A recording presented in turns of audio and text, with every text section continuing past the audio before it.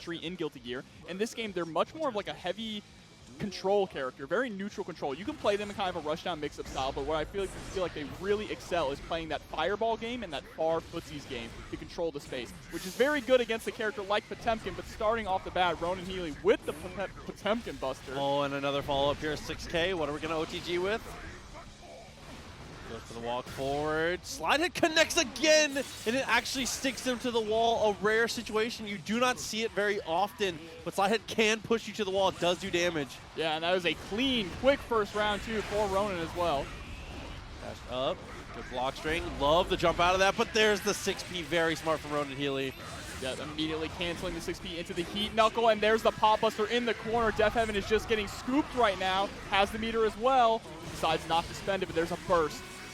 PRC able to get the air throw. Ronan Healy a quick first game, and that is just the nature of the beast for Potemkin, and a great way to start specifically from Ronan.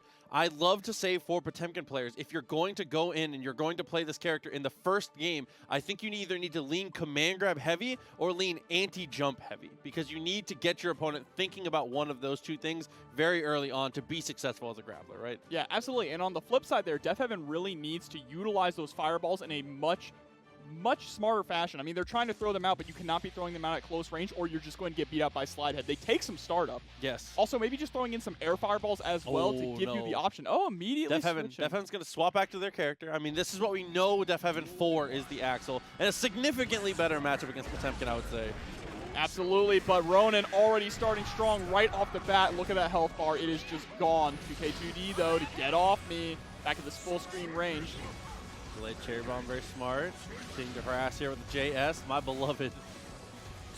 Yeah, literally just harassing with the JS, and I've been told plenty of times from really strong Axel players, the matchup kind of is just JS and JH against Potemkin. Oh, and that's going to be a huge amount of damage here. Oh, Ronan Healy. I love it. Goes for the easy combo there. Gets the 2H, immediately goes for the hammer stop. Recognize he has enough distance, just do it again. That's something about Ronan as a player actually in Stride. He doesn't always go for the fancy stuff. He's just a player with really solid fundamentals. Comes from a Marvel background, right? So he just knows how to get around and move through these characters that control neutral really Which is funny enough, because in Marvel, that's what he's known for as well. It's very simple, very clean. There's not a lot of flash to Ronan's play, but it's incredibly effective, and he gets wins. So Deathheaven finally starting to show some signs of life here. We get an Axel Bomber and the reel in. He's going to get the 2K2D and goes for the OTG. Tries to get into the command grab there, but Ronan taking to the skies. Yeah, I mean, had 50 meters, so was able to take the risk here, but you can't. Yeah, I was going to say, this is the type of stuff that can happen if you're a little too risky. You need to save that meter for repositions, not mix-ups. Oh, was able to actually armor through the JS, but Deathheaven landing in time to snipe him out with the 2K2D there to take the round. And immediately with the Mega Fist round start, looked like a missed input there on the Pop Buster. Still was able to armor through the 6K. A little bit of a delay there. Nice jump over, but thrown straight back in. 6K into Garuda. Burst the Garuda. Very smart choice. Able to swap sides as well there with the clothesline from Hell. But what a conversion there. Just a little too far away to actually get anything off. That couldn't get the combo there. He's trying to go for the flick on Renson, but no cherry bomb follow-ups. Very smart. All right, yeah, definitely has the life. Oh no. Okay. That was actually kind of scary right there for a second.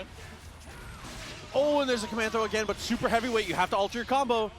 And actually does not get the cancel into one vision there. He's going to throw it out, but too far away to actually get anything going. Blocked as well. Doesn't PRC off of that. Very yeah, now kind of wastes it. Really tough stuff there from Ronan. Misusage of the meter might take him out of this one, but no!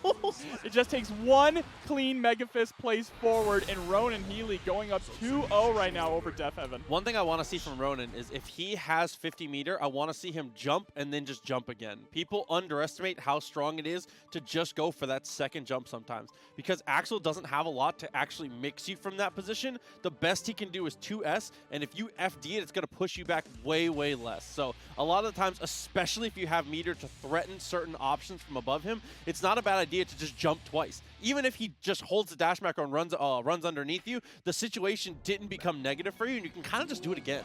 Yeah, you just oppress them, right? Yeah. Get them to play your game plan. Even if you're not necessarily getting the hits right away, putting them into the space where you're controlling their movements is always really important. It boils down to as simple as Axel needs to be making choices. If Axel's not having to make hard decisions, then you're going to lose. And just using that Mega Fist to jump in and contest the JS, working out so well, but a counter hit 2S there is going to send him all the way to the wall. Okay, a little delay there. Great flick. Actually tried to go for the HPB. Hard read does not work out. I respect it, though. And holding on to the burst, gets chipped out there. Yeah, that was kind of a match point situation. Ronan was not ready to throw out the FD. I wouldn't be upset about Ronan start Gold Burst. No, instead he's going to look for that Mega Fist.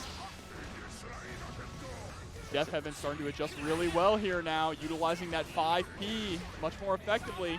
GD a little too far to get the combo. That's amazing use of the 6K, but again, you cannot go for these delayed combos on the super heavyweights. Still starting to lean in a little too much into that JS there. Now that they're going into Renson pressure, it's working out really well. And that's the problem with JS, is that Potemkin can't armor through it. Luckily there, Death Heaven was able to get the 2K2D, and here we go. We're going to get a one-vision combo if Ronan Healy didn't burst. Ah, but there's the instant overhead, able to convert with the one vision, like you said.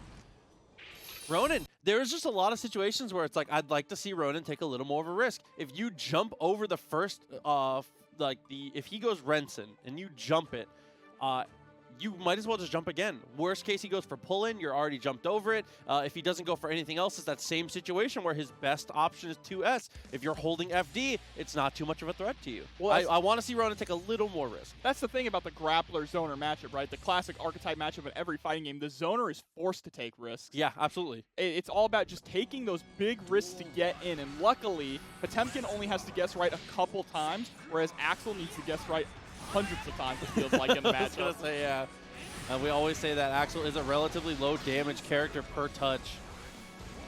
Jump over, nice attempt. Mega Fist also good, just like that, good risk. And he just keeps doing it till it works. There's a nice 2S call though, and the burst bait goes for the full RC combo. OTG with the 2H. Oh, maybe a missed input there. Still okay though, got himself close. Gotta hold on to the burst is Death Heaven. And I think Ronan Healy, I'm thinking those 6Hs have got to be an execution error because he's just pushing himself farther out for no mix there. Yeah, just giving Death Heaven the space to zone him constantly all the way back. Actually doesn't go full screen, goes for the cross-up mix-up there. That works. That's such an easy combo to pull off on Potemkin just because of how big of a body he is. Going for the hammerfall there, just lets it rock, jumps over. Yeah, JD not going to work out in this matchup. I love the BRC forward. These two S's are on point from Death Heaven. I feel like every single time he's thrown out, it's been a massive counter hit into big damage. Yeah, I mean, the switch looks really good here on Death Heaven. Ronan Healy got some tough choices to make here. Now, I know Ronan is primarily a Potemkin player, but I do believe he might have one other. I have fought him before. I know he's got another character up his sleeve, but he'll probably stick with Potemkin all the way through. That's definitely the expected choice for sure.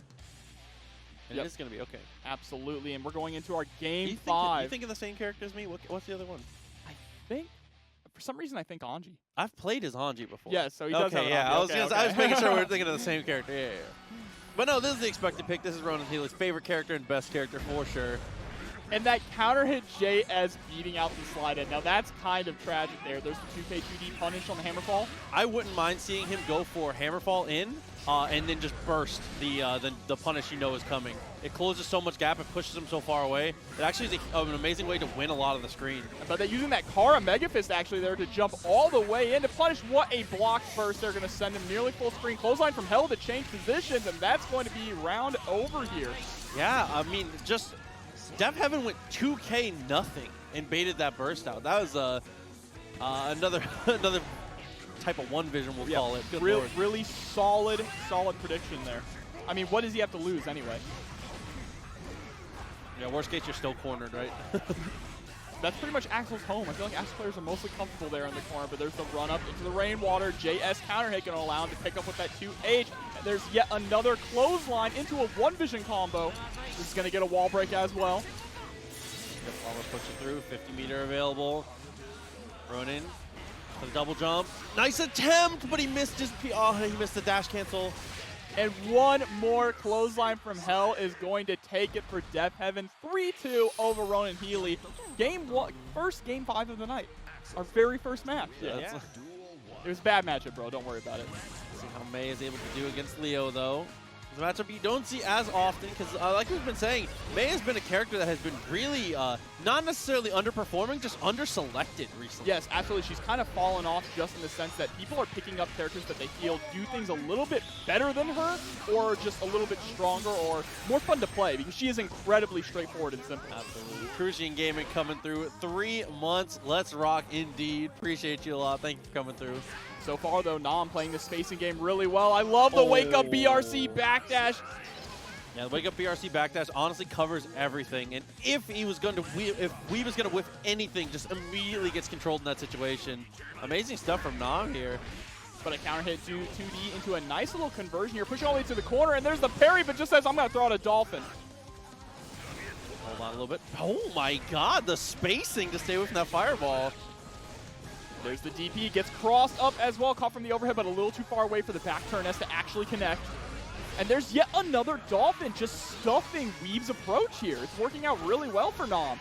Overhead kiss in the corner. Ooh, it's going to break the wall quick. Absolutely. One more touches to go here. Plenty of meter. BRC forward from Weeb. He's going to look to get aggressive. Nam, I wouldn't hate to see a burst here if you're feeling overpressured. Instead, it's going to be the dolphin forward and baits out the burst. Yeah, that is the key thing for Nam here that is working out so well is these perfectly placed dolphins to stop Weeb's approach. And Weeb is approaching with special moves or utilizing 5K to approach forward. There's something magical about analyzing gameplay and being like, yeah, Weeb just got to do this. Weeb and Nam. I don't know. But yeah, he's utilizing a lot of these things that give him an active hurt box whenever he moves forward in his attempt to pressure. And Nam is just capitalizing on that by throwing out these dolphins, getting the counter hit dolphin and going straight into a combo. It's working out incredibly well here. Weeb needs to pick kind of safer options to actually approach and get that mix going. That or press his buttons at a better spacing. Nam, most of the time, is killing him at like character length, which is normally where Leo thrives, but that's why the dolphin has been so effective there. He's preemptively stopping these matches. Like that, exactly, but normally a dolphin, you know, but the 5K works really well too. And just, see, he's just running into these buttons. Now Nam is starting to throw in some 5Hs here. Couple good back dashes there, 2K just to check. Dolphin, no follow-up. Oh my god, close slash anti-air. Could you hit a bigger reward? He didn't even need meter for that. Jesus. Kills him with the OTG 5H there. Just made things for sure. That's yeah. Up 2K, nice little check. All right, and actually is able to get the 2D there, but Weeb doesn't start any pressure. Nam is pretty much controlling the pace of this entire match right now, but a nicely placed JD could turn things around. Honestly, one of the most impressive things is how comfortable Nam is at just spacing themselves. That backdash to actually put themselves in the perfect position to anti-air was just magical from Nam, dude. Well, the thing here with Weeb is oh my god, that's the very first run-through of this game, and it immediately gets thrown. The thing is that Weeb is trying to throw out these fireballs and approach behind them, but Nam is winning the neutral game. You do not want to play footsies with Mei with those big buttons. Did you see the mix? He goes fast RC, dust, fast RC, low. Dude, he getting tri-jumped on by Mei? Bro, Nam is saying, well, you know, I got the mirror to play around with. Yeah, a couple good decisions in a row from Nam. I mean, and that's one of the nice things about Mei is you can kind of finesse with meter in a lot of situations because, as we saw in that first game in the combo that she's able to perform, she doesn't need it for damage. Like, it's great for damage in a lot of situations, but, like, Mei doesn't need to dump meter to just kill you. Yeah, absolutely, and Weeb is actually going to make the swap here now to Anji. This is a really interesting choice. This is what we normally see from Weeb. Weeb has been leaning into Leo a little more, it looks like. I mean, obviously trying it out in tournament here, but I believe the Anji is what we normally see from Weeb. Well, you are actually seeing a lot of players start to lean more into the top tier picks recently, it feels like. Okay, first, and the butterfly, 3K under it, but no whiff punish. Able to get that JH and actually convert as well, but what a backdash there on the throw attempt. He's going to go ahead and throw him in the corner himself. Oh no, fully charged. Oh my god. This Lyfull, this is what I'm talking about. Doesn't need a cent of meter. Wrap it up. BRC4, excuse me, is able to get the 2S into the Dolphin there, and Nam is sitting on set point now.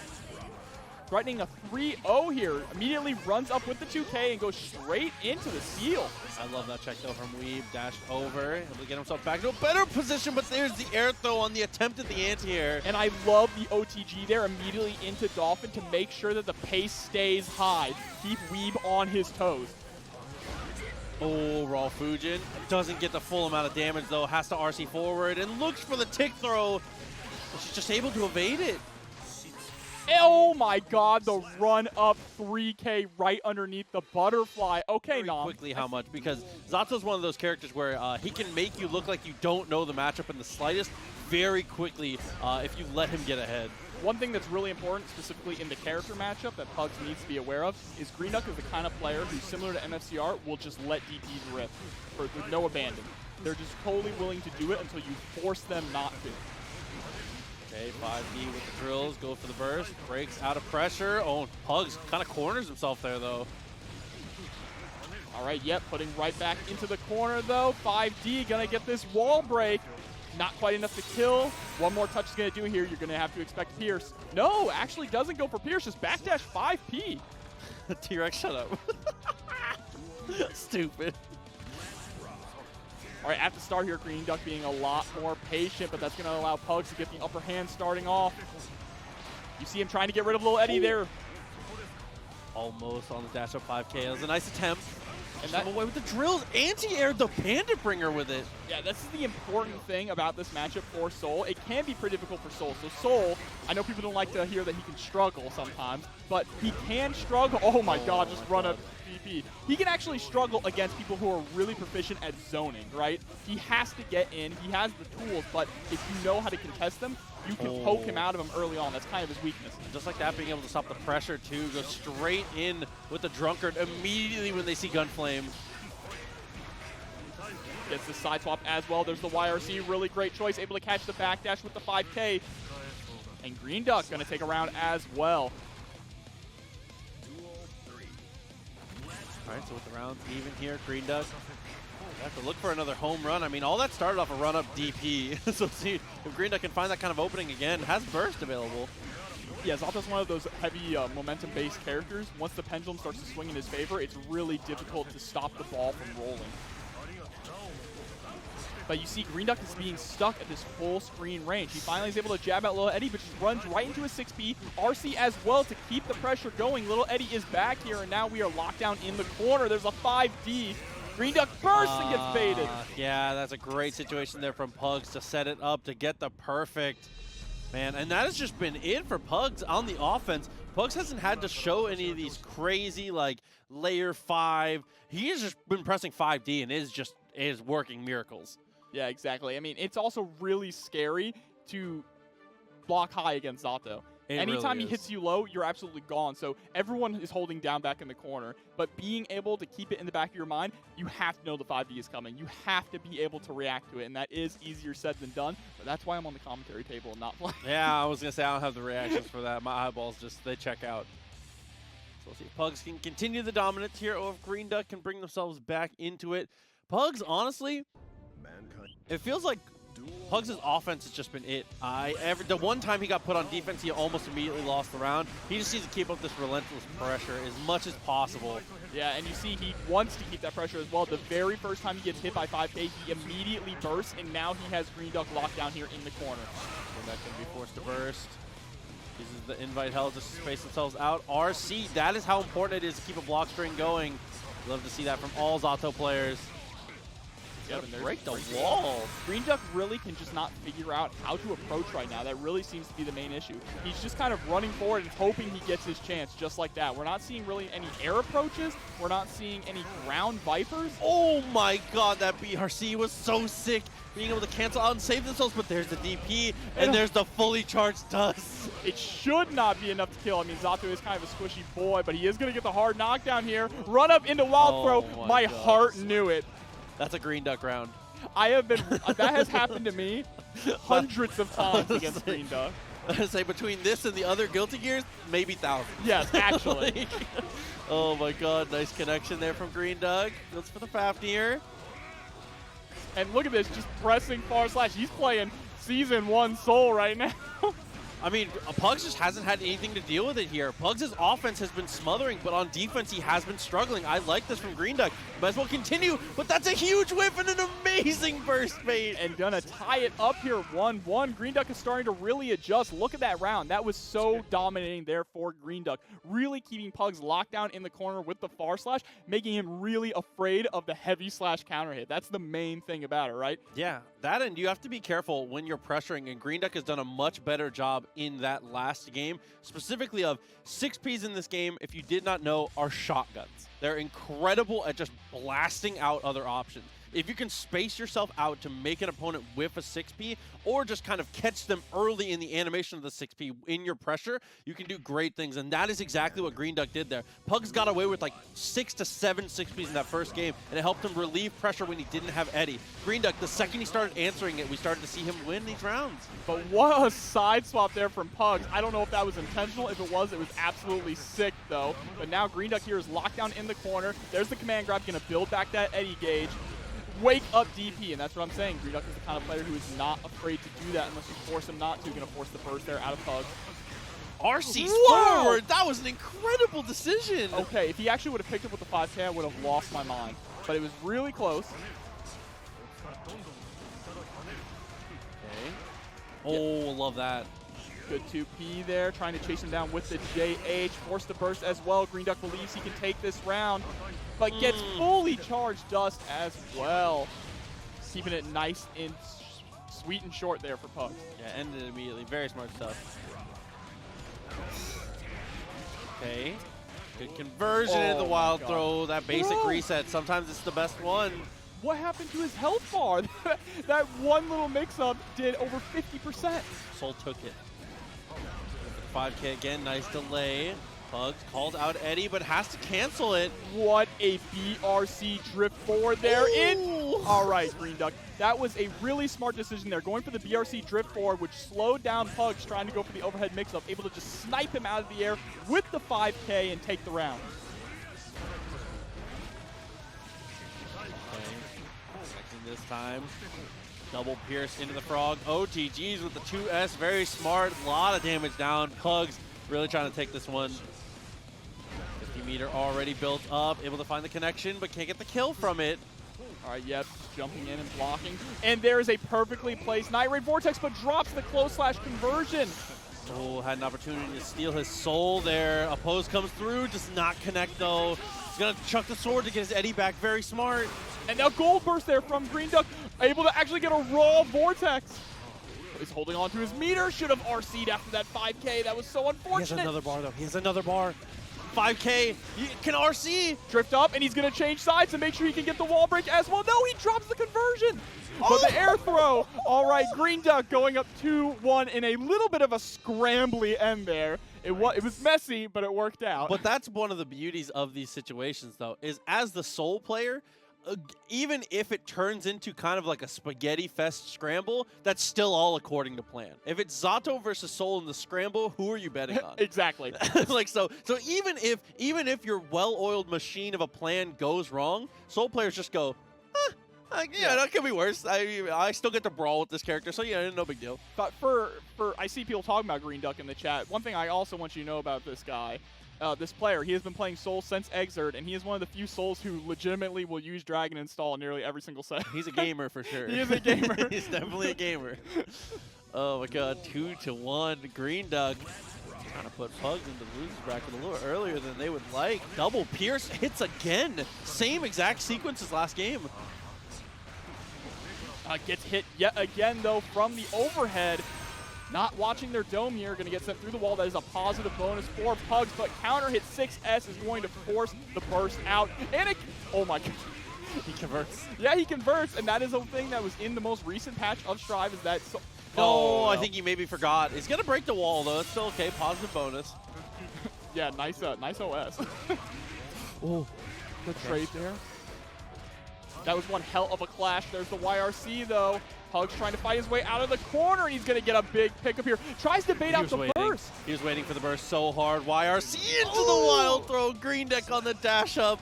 He's one round away. Still has his burst, too. Yeah, set point here for Green Duck, going off really well right now. Oh my god, what a commitment. The adjustments here, Green Duck has done that consistently. He is not afraid to just IAD into Bandit Bringer to get over Eddie's bullshit on the ground, right? Oh, okay, 6S. Trying to go for the fireball. Fafnir afterwards, making a couple decisions in a row. Good lord. But they're getting hit with the 5D yet again. It's going to be a grip of damage. Chose to hold his burst there too. Is confident he can do it without it. Or at least keep it close enough. Goes for the PRC, not enough. And he's blocked down here in the corner. Pugs is about to have a 100-meter, but good lord, he eats a counter hit. Yeah, it doesn't matter. I mean, you do have 50-meter, but unfortunately now you have you have no more life. You have to, yeah, trying to bait out the burst really hard. I respect the option to go for the fully charged dust, but a goal burst there from Pugs. This is going to look real difficult here for Green Duck. There's the sword and OTGs. Okay. I like that Pugs was going for the, oh my god! Anti-airs with the ground Viper. Night Raid Vortex. Green Duck is going to take it 3-1 over Pugs. My man just got sniped. Let's see. I mean, traditionally, you gotta favor Ino. Ino is just one of those. Ino, I think, is one of the strongest characters in the game for sure. She just has so much upside. Anji, pretty widely accepted as one of the lower tiered characters, has to work a lot harder than a lot of other characters, but more than capable of winning.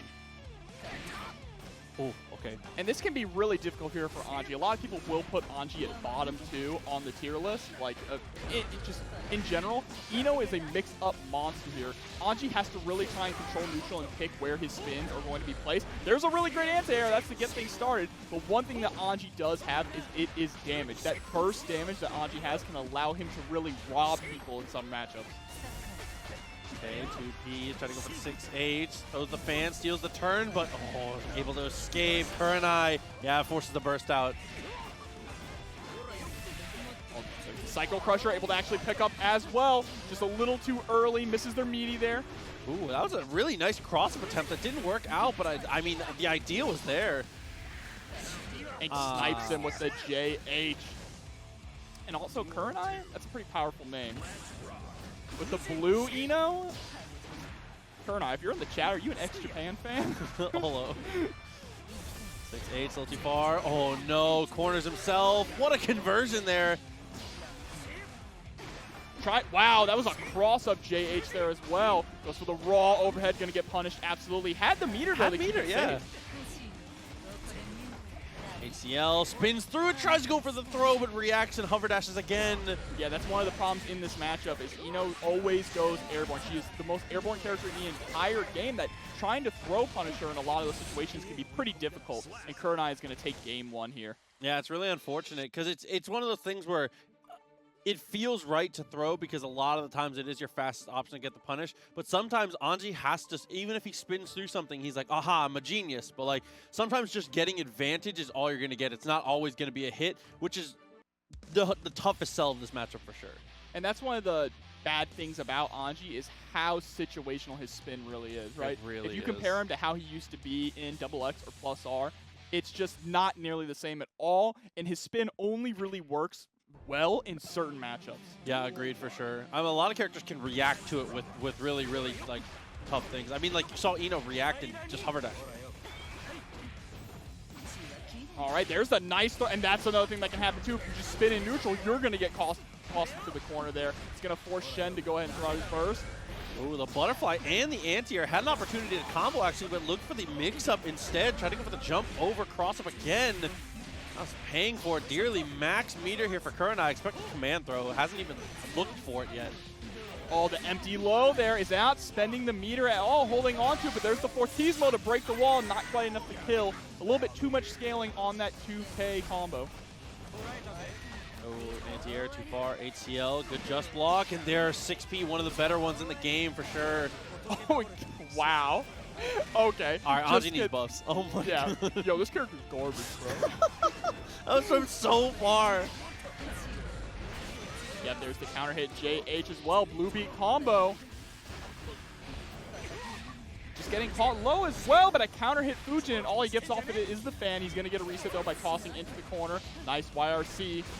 YRC did connect, was able to steal the turn with the fan for the second time and looked for the anti-air, but it does not work out. Yeah, and I love that Kurenai just took that opportunity to fly out of the corner, putting himself in a much more advantageous situation in the mid-screen. But just like that, Shenblaze is going to send them to the other wall as well, locking them down again. Counter hit overhead Fujin. Wrap it up. Didn't even have to lean into that RC. Very strong stuff. Backs off, tried to go for the Fujin once again. Psycho Crusher just earning so much in the air, and that opens up Stroke the Big Tree. All of this is just in combination. Kurenai's offense is just based around those two moves and is alternating them at like ridiculous timings, actually. Yeah, and he's landing really strong blue beat combos as well.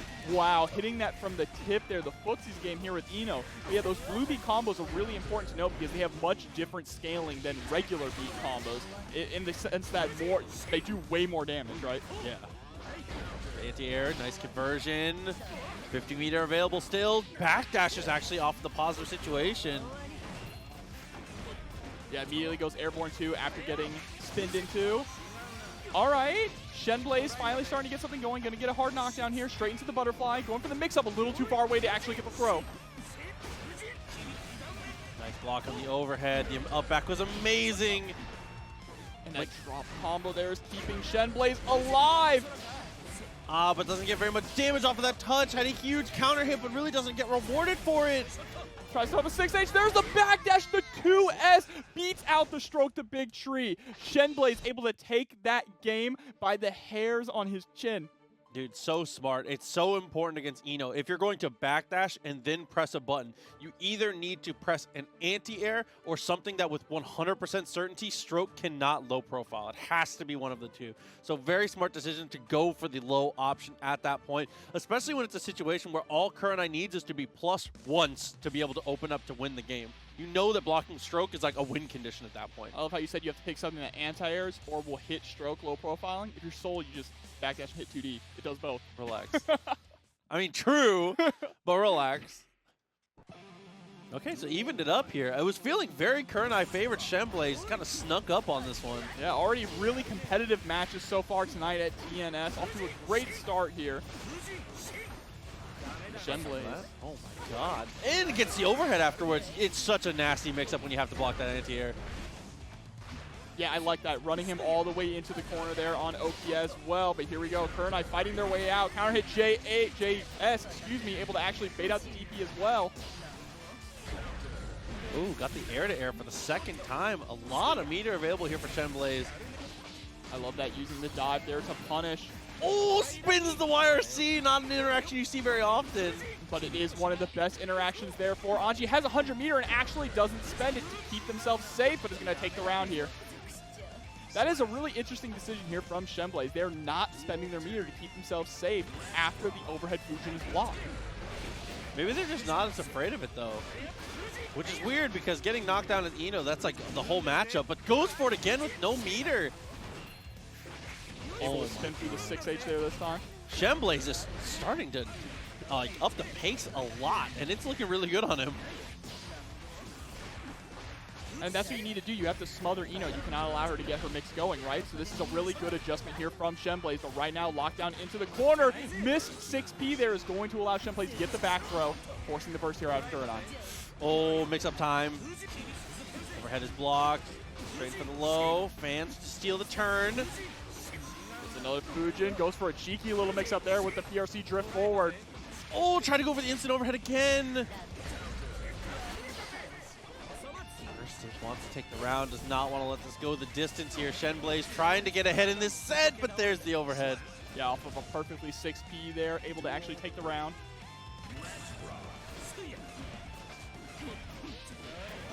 All right, getting the knockdown there, going straight into the Chemical Love.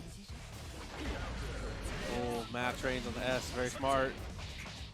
A good 2P there just to poke out of the corner. That's another one of those options that will absolutely cover if Ino tries to dash forward. But already put into the other corner and has to hold this mix-up. Tried to go for a triple overhead, but Shenblaze was having none of it with that 6P. Oh, the trade really not in your favor when you're behind. Almost got the connection. For some reason, whiffs on Ino. Oh, gonna spend the RC there. It's not gonna be quite enough to kill, but one more mix will do it. Tried to chase him back up there in the jump. He tried to chase him jumping up back with the JP, but he's gonna be able to close that out with the JK, putting it up 2-1 right now. Only one more game for Kurenai. Yeah, Shen had access to burst too. It was unfortunate. Didn't really have a good time to YRC either, because YRC against Ino, especially when you're behind, feels really bad sometimes. Pushing her back full screen, she's like, well, like, okay. I mean, like, all I gotta do is make you block Note or HCL once. So yeah, and that really depends on the matchup, right? Because some characters want to keep Ino out. They feel more comfortable playing a footsies game with Ino, depending on what buttons they have that can cover for different approaches. Anji, he's a little slower. Yeah, a little slower. So trying to play that footsies game with Ino can be kind of tough. Not being able to get conversion there off the 2P. Look for the anti-air, mixes back up to the same side and gets the throw, but uncorners Ino. That's a tough one. All right, Shenblade's starting to utilize these 2Ps a lot more, but a great gold burst thrown out by Kurenai. Has all this meter on deck to work with now. First answer there from Shenblade, trying to stagger these lows. Nothing to follow up. HCL as the combo ender there. I like that, taking damage and positioning rather than a little bit faster to the mix-up. And look at the spacing that Kurenai is keeping here in the corner, just trying to give Shenblade enough room to overextend and make a mistake. 2P doesn't RC off of it. It's going to be pressed to the corner, breaks the wall. Fortismo is enough to kill. All that meter never going to get spent. Very beautiful ending there for Kurenai. Now sitting on set point immediately. Both of them super jumping into the air. Kurenai putting themselves in the corner. Able to fight out though. Oh, nice couple little hovers there. Tried to follow up Fujin, a little too far. Oh, same brain cell. Wow, what a great anti-air there to actually beat out the Cycle Crusher. The fan continuing to steal the turn here. Kurenai finally tries to jump out of the fans and immediately takes a low for it. The RC comes through and Shenblade is looking so strong here. I love that option for Shenblade with the run-up 2P, just trying to go for the save. Oh my god. Just waving the fan right above his head and realize, oh, I got to hold down. Hold on. And there we go. Spin at round start is a really... Oh, no. Yeah. Never mind. Just immediately gets dunked and sent full screen. But what I was going to say was spin at round start is a very powerful but risky option for Anji. You can only utilize it a few times per set. Yeah, it definitely cannot be the default, so mix up for sure. Another clean hit, able to convert. 50 meter available after the OTG. No RC is spent. Shenblaze tries to throw out the parry, which was a really, really smart option, but Kurenai just ready for the throw. Hefty, yeah, we're definitely aware. We're happy to have Blue Heck in these tournaments. He is in the U.S., and as long as he's in the U.S., he's more than welcome to enter these tournaments. We love watching him play. But starting off the bat here, Blue Heck is doing a really great job. Oh, creating pressure. I like that. Blue Heck went to run up and actually reacted to the shield command there from Dusty. There he is, my boy. No! Dead. Third minion. I just, something about Jacko's third minion. His face, I feel like, is just permanently my mood. Oh, what the heck is this Blue Heck? All right, but using one of the YRC here to try and fight their way out of the corner. Dusty controlling space really well right now. But one dire Eclair there, already going to push. Ooh. That was a block string that nearly pushed corner to corner. He's able to jump out of the pressure, though. Dusty delaying a little bit here. Blue Heck, what a stagger. It's going to have to burst. If Blue Heck out here playing Street Fighter V there with that shimmy, able to actually get the punish with the flip kick straight in to ride the lightning, and that's round one over. Yeah, incredible stuff there. 2K2D into the ride, the lightning. So smart to be able to go for that. It dashes up with a small stagger again. I mean, this is just the lifeblood of Kai. He's just trying to get close enough to catch these backdashes with the 2S because anti-air 2S is one of the better starters for Kai for sure. Absolutely, and all Kai really needs to do is force Jacko to block as well, so you will see a lot of fireballs thrown out in this matchup, especially air fireballs, so he can get over the range so he does not hit the minions. There is yet another Fudre arc converting into massive damage here for Blue Heck. Super, a grip of damage, half the life, a little more for Dusty gone. Dashes up over the JD, a little bit of a stagger, does not work out, and Dusty's going to look to get aggressive off of this. But a whiff throw could spell their doom here. Going to spend the RC, going all the way to the corner. Wall splat, breaks it with the DP, which is the strongest meterless break. Oh, but the jump in H, very nice with the heavy slash. Blue Heck taking the first one down, and Dusty getting a little behind. I'm glad you mentioned air fireball because it felt like 70% of the interactions that Blue Heck was winning came off of Dusty somehow managing to get all 3 minions out and Blue Heck threading the needle of 1 fireball to make it to him. Yeah, all you need to do is force Jacko to block and the minions will be gone. Yeah, that is a really key thing. So Kai needs to utilize those fireballs. That's also why you're seeing him throw out a lot of these Fudre arcs. He's just flipping in over the minions, and he's either going to get a hit or he's going to force Jacko to block. Dusty needs to be ready for those flip kicks and be absolutely ready for the 60 punishes. Yeah, TK Fireball can be really, really good too, specifically from Kai. Because of the angle it takes, just like that, at that kind of low range, it's the perfect height to get over the standing throw from Jacko. And able to catch the backdash there yet again with the Fudre arc. It has actually been the MVP move here so far for Blue Heck. Utilizing that fireball as well, the stun edge. Uh-oh, 6H starter in the corner. This is Kai's best starter. Gonna spend it with a TK, ride the lightning as well. Good amount of damage down, not enough to kill those. Gonna be able to dash up. Be careful of how he spends this meter though. Dusty wakes up with nothing. Truly unfortunate, but I mean, you gotta respect it here. Dusty doesn't want to go for the reversal. Blue Heck starting off really strong, but Dusty gonna get the early lead right off the bat. Drops the combo though after the cross up here. And just like that, forced to block and the minions are gone. Ooh, but that soccer kick, what a starter here. Able to pull all the minions, get themselves set up pretty decently. The damage already. ERC4, oh both of them my jumping. They both were predicting the grab there, but Blue Heck wins out in the challenge. Oh, what a conversion there, especially spending the RC, but it's I was going to say, unfortunately, has to go into mix-up afterwards, but what am I talking about here? Jacko's got the mix-up. She's got the juice for it. Yeah, absolutely. Jacko can mix you anywhere on screen. There's a really clean 6P. Shock state is applied. Goes for the 6K to try and reset. Backdash out of that +4 situation. Dusty doesn't want to deal with it here. Throws out that second minion, but there's the DP. And the unwilling. I love that run up 5K as well. We haven't really seen Blue Heck utilize 5K too much yet in this match, but it's absolutely one of Kai's strongest tools. It's active forever and a standing low, but here we go. The homies are powered up.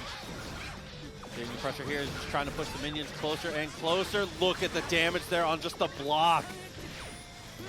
And yet again, another Fudre arc just putting in work. Heavy stun edge Oki here in the corner, flipping over the 2K there. It's just working out really well as a low crush here for Blue Heck. Yeah, well, I mean, that makes sense. It's a Dusty playing Jacko. Jacko's one of those characters where she can threaten 2D from a pretty impressive range. So being able to play from about that spacing, it's kind of like how in Street Fighter they always tell you stand at the tip of Bison's crouching heavy and just kind of waddle and you can get him to whiff it, right? It's honestly the same kind of game plan here from Blue Heck on the Kai. Yeah, absolutely. He's exactly like you said, just kind of waddling around, waiting until he thinks Dusty is going to throw out something low, and then flipping over it. He's also catching backdashes as well, just utilizing it to get in because you want to be on top of Jacko. You do not want her to be in this situation where she is summoning minions and putting you in the blender. Gotta go for the Stun Dipper there, which is a pretty decent option just to make her block. As we said, all you have to do is make her block. That's all it takes to get rid of all the homies. Yeah, he wasn't quite able to make her block, but what he did get was the side swap here, and that matters even more. Gets the fast RC overhead mix-up as well. Tries to go for the throw, but Dusty is ready for it. And these Fudre arcs are so on point. Catching Dusty, trying to jump out of the corner, catching him backdashing, and catching him putting out low buttons. Same side is dealt with there. Blue Heck's defense looking so strong, but there's a good answer from Dusty. Unable to convert with meter here. Is going to go into pressure instead. Backdash just to attempt to get out of the BRC. And Blue Heck's so smart to delay there. If he doesn't delay, that Stun Dipper does not connect fully. Actually surprised to not see Dusty put out the minion there either when he threw out the red RC.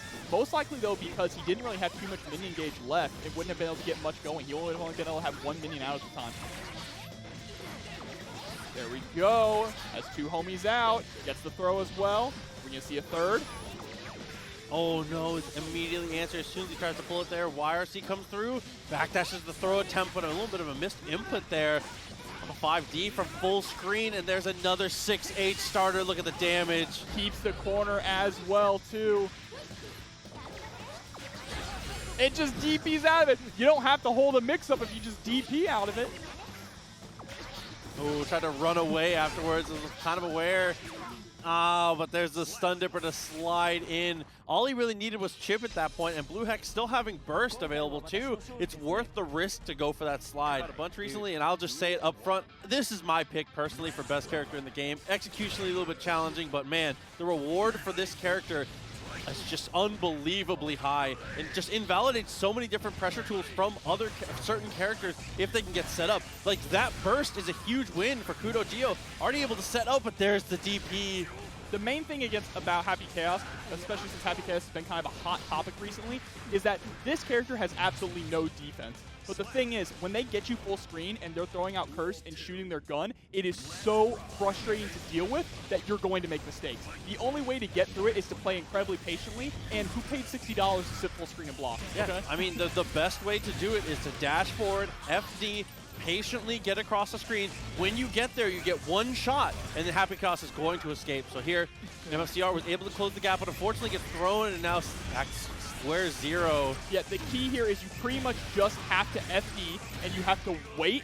You have to blink FD, and you have to wait until Happy Chaos either gets low on focus or gets low on bullets, and that is your chance to try and move in. It is very... What's the way that we put it? It is very kind of just straightforward, but boring. I don't know a nice way to put it. It's very boring to deal with. Yeah, I mean, that's one of the things, too, is that his win condition is so achievable. There it is. Like, a burst putting you full screen, like secured at that point. But unfortunately, a little bit of a misinput there lets MFCR in. He's going to close the round off of that. Yeah, and that's the thing, too, about Happy Chaos, is he frustrates you so much that when you finally get in, and get your hands around his scrawny neck, it just feels so good. And he has no defense, so you can lock him down and absolutely make him explode. That is the one downside of the character. Yeah, definitely agreed. But he is easily, without a doubt, the best zoner in the entire game. Yeah, you have to honestly, reading the burst, I feel like, is the most crucial part of this matchup. Getting close, you're going to get your opportunity. Once you get there, knowing when he's going to burst, even if it's like a suboptimal burst from him, if he establishes enough space to throw that curse ball, you're just out of it. You're so just dominated at that point. Yeah, Deb put out a great guide, too, about how to fight Happy Chaos, and one of the things is, if Happy Chaos wins the very first interaction, you have to spend that burst early. You have to burst early to make sure that they cannot get the ball rolling. But right off the bat here, MFCR putting the pressure on KudoGio. Yeah, I mean, Leo is a character that can absolutely press that advantage heavily. Bro, you see him just holding the gun point blank in the corner? I mean, fear. I mean, Happy Chaos might have the best strike throw game when the gun is pulled. Like, to be honest with you, like, there it is. Space secured, able to get the curse, able to get that focus built up, and this is how you have to play it as MFCR. You got to dash forward, you got to tap that FD. There's a nice DP though. Able to, oh my god, utilizing the run through PRC to actually make him whiff. Brilliant stuff there from MFCR. Right off the bat, they're getting shot and sent full screen. And one key thing, too, for you people who may be having trouble with oh my god, he actually DPs the roll through. One key thing for you people who may be having trouble with Happy Chaos online, never jump. Never jump against this character or you will be shot back to full screen. It's definitely very difficult. I mean, if you jump and you don't hit the FD like perfect block, then you are just immediately sent to hell. MFCR breaks the wall again? I swear, I don't think anyone, it's like a finisher in wrestling, no one has ever blocked that mix-up from MFCR where he puts you in the corner and then runs out of the corner. He always lands it every single time. I mean, that is 2 games in a row. I mean, we're talking a lot about Happy Chaos and how hard it is to counterplay, but MFCR said, just rush him down, Smile. That literally is the answer. Just find the hit. I mean, if you can get, because that is the one thing we have to talk about, is it's difficult. If you get bursted away, it's really hard to get back in. If you block the burst and you maintain pressure, Happy Chaos does crumble. Absolutely, and MFCR is a very high caliber player as well. And there's the DP. Another thing to keep in mind is when Happy Chaos has the gun out, he cannot block. That is a very important thing to note. All right, there's the run through. I love that, keeping the patience as well, delaying the back turn S, using the 2D to get underneath the curse. He gets the DP as well. Happy Chaos locked down here in the corner, but utilizing his taco there to jump out. Focus back up. 3 bullets is a meaty. Oh, great use of the clone there. Is able to charge back up and restand. Very nice. Gonna do the same situation. Yep, and Happy Cuss is absolutely going to just loop this. And actually decides to break the wall here. Is going to cash out. PRCing there after the clone is going to get a nice little combo, and it absolutely will be enough to kill. The corner carry on this character is absolutely insane as well. Oh, tried to go for the shot. Was not focused enough, though. Same side on the overhead. Gets yet another overhead there. Hard knockdown. Goes for the run through. And look at that. No defense there for KudoGio's Happy Chaos. A perfect for MFCR, putting himself on set point now. Yeah, just got exposed by the highs there. Just good stuff from MFCR to recognize the hole in the game plan. Let's go for the cross up there. Almost, but is bursted away. The burst comes through from MFCR. Great idea. Poor execution of it here. KudoGio is absolutely going to break the wall here if he chooses to. Yep, going to break the wall with the Deus Ex Machina there to refill all of his bullets and get the hard knockdown as well. Good situation right now for Kudo. Guaranteed curse. Good dashes from MFCR, but now we're back to bullet hell. Oh, he super jumps out, but immediately gets tossed. And MFCR doesn't quite have any meter left, but a backdash PRC and a whip normal there. Oh, 2 whiffs in a row for KudoGio. Had the right idea. I did see a Ramlethal. The devil herself is on screen now. A lot of talk about this character as well with Happy Chaos over the week. Yeah, I mean, I would say definitely a lot of people's 1 and 2 in this game currently, and for good reason. Ramlethal is a character that really, honestly and truly does not have many weaknesses. It's hard to point out things that she does not excel at. Her strike throw is amazing. Her footsies are great. Her damage output is incredible. She has the best corner pressure. She really is the most complete character in the game. Speaking of corner pressure right now, Zippy is putting in work, able to get the throw there into the heavy stun edge. Right now, Vola has not been able to actually contest at all. And there's the 6P. Yep, absolutely pick up with the 5K, and that matches all Zippy, the longest perfect I've ever seen in Strive. I mean, that is another situation of us talking a lot about the other character, and oh, but there's the whip punish. Great stuff from Vola. Yeah, and a lot of what Ramlethal really has is she just has those incredibly strong bar slash heavy slash that are so difficult to contest with. You can't even really 6P them because of the just disjointed hitboxes. And then her corner game is second to none. Everything she does is burst safe. It is impossible to deal with. She doesn't even have to think about it. Okay, broke that wall, 50 meter available, dashes backwards, try to go for the stun dipper here, delays a little bit. And there's best super to break through, not worried about the fireball. All right, yep, spends the PRC again, and there's the gold burst from Vola.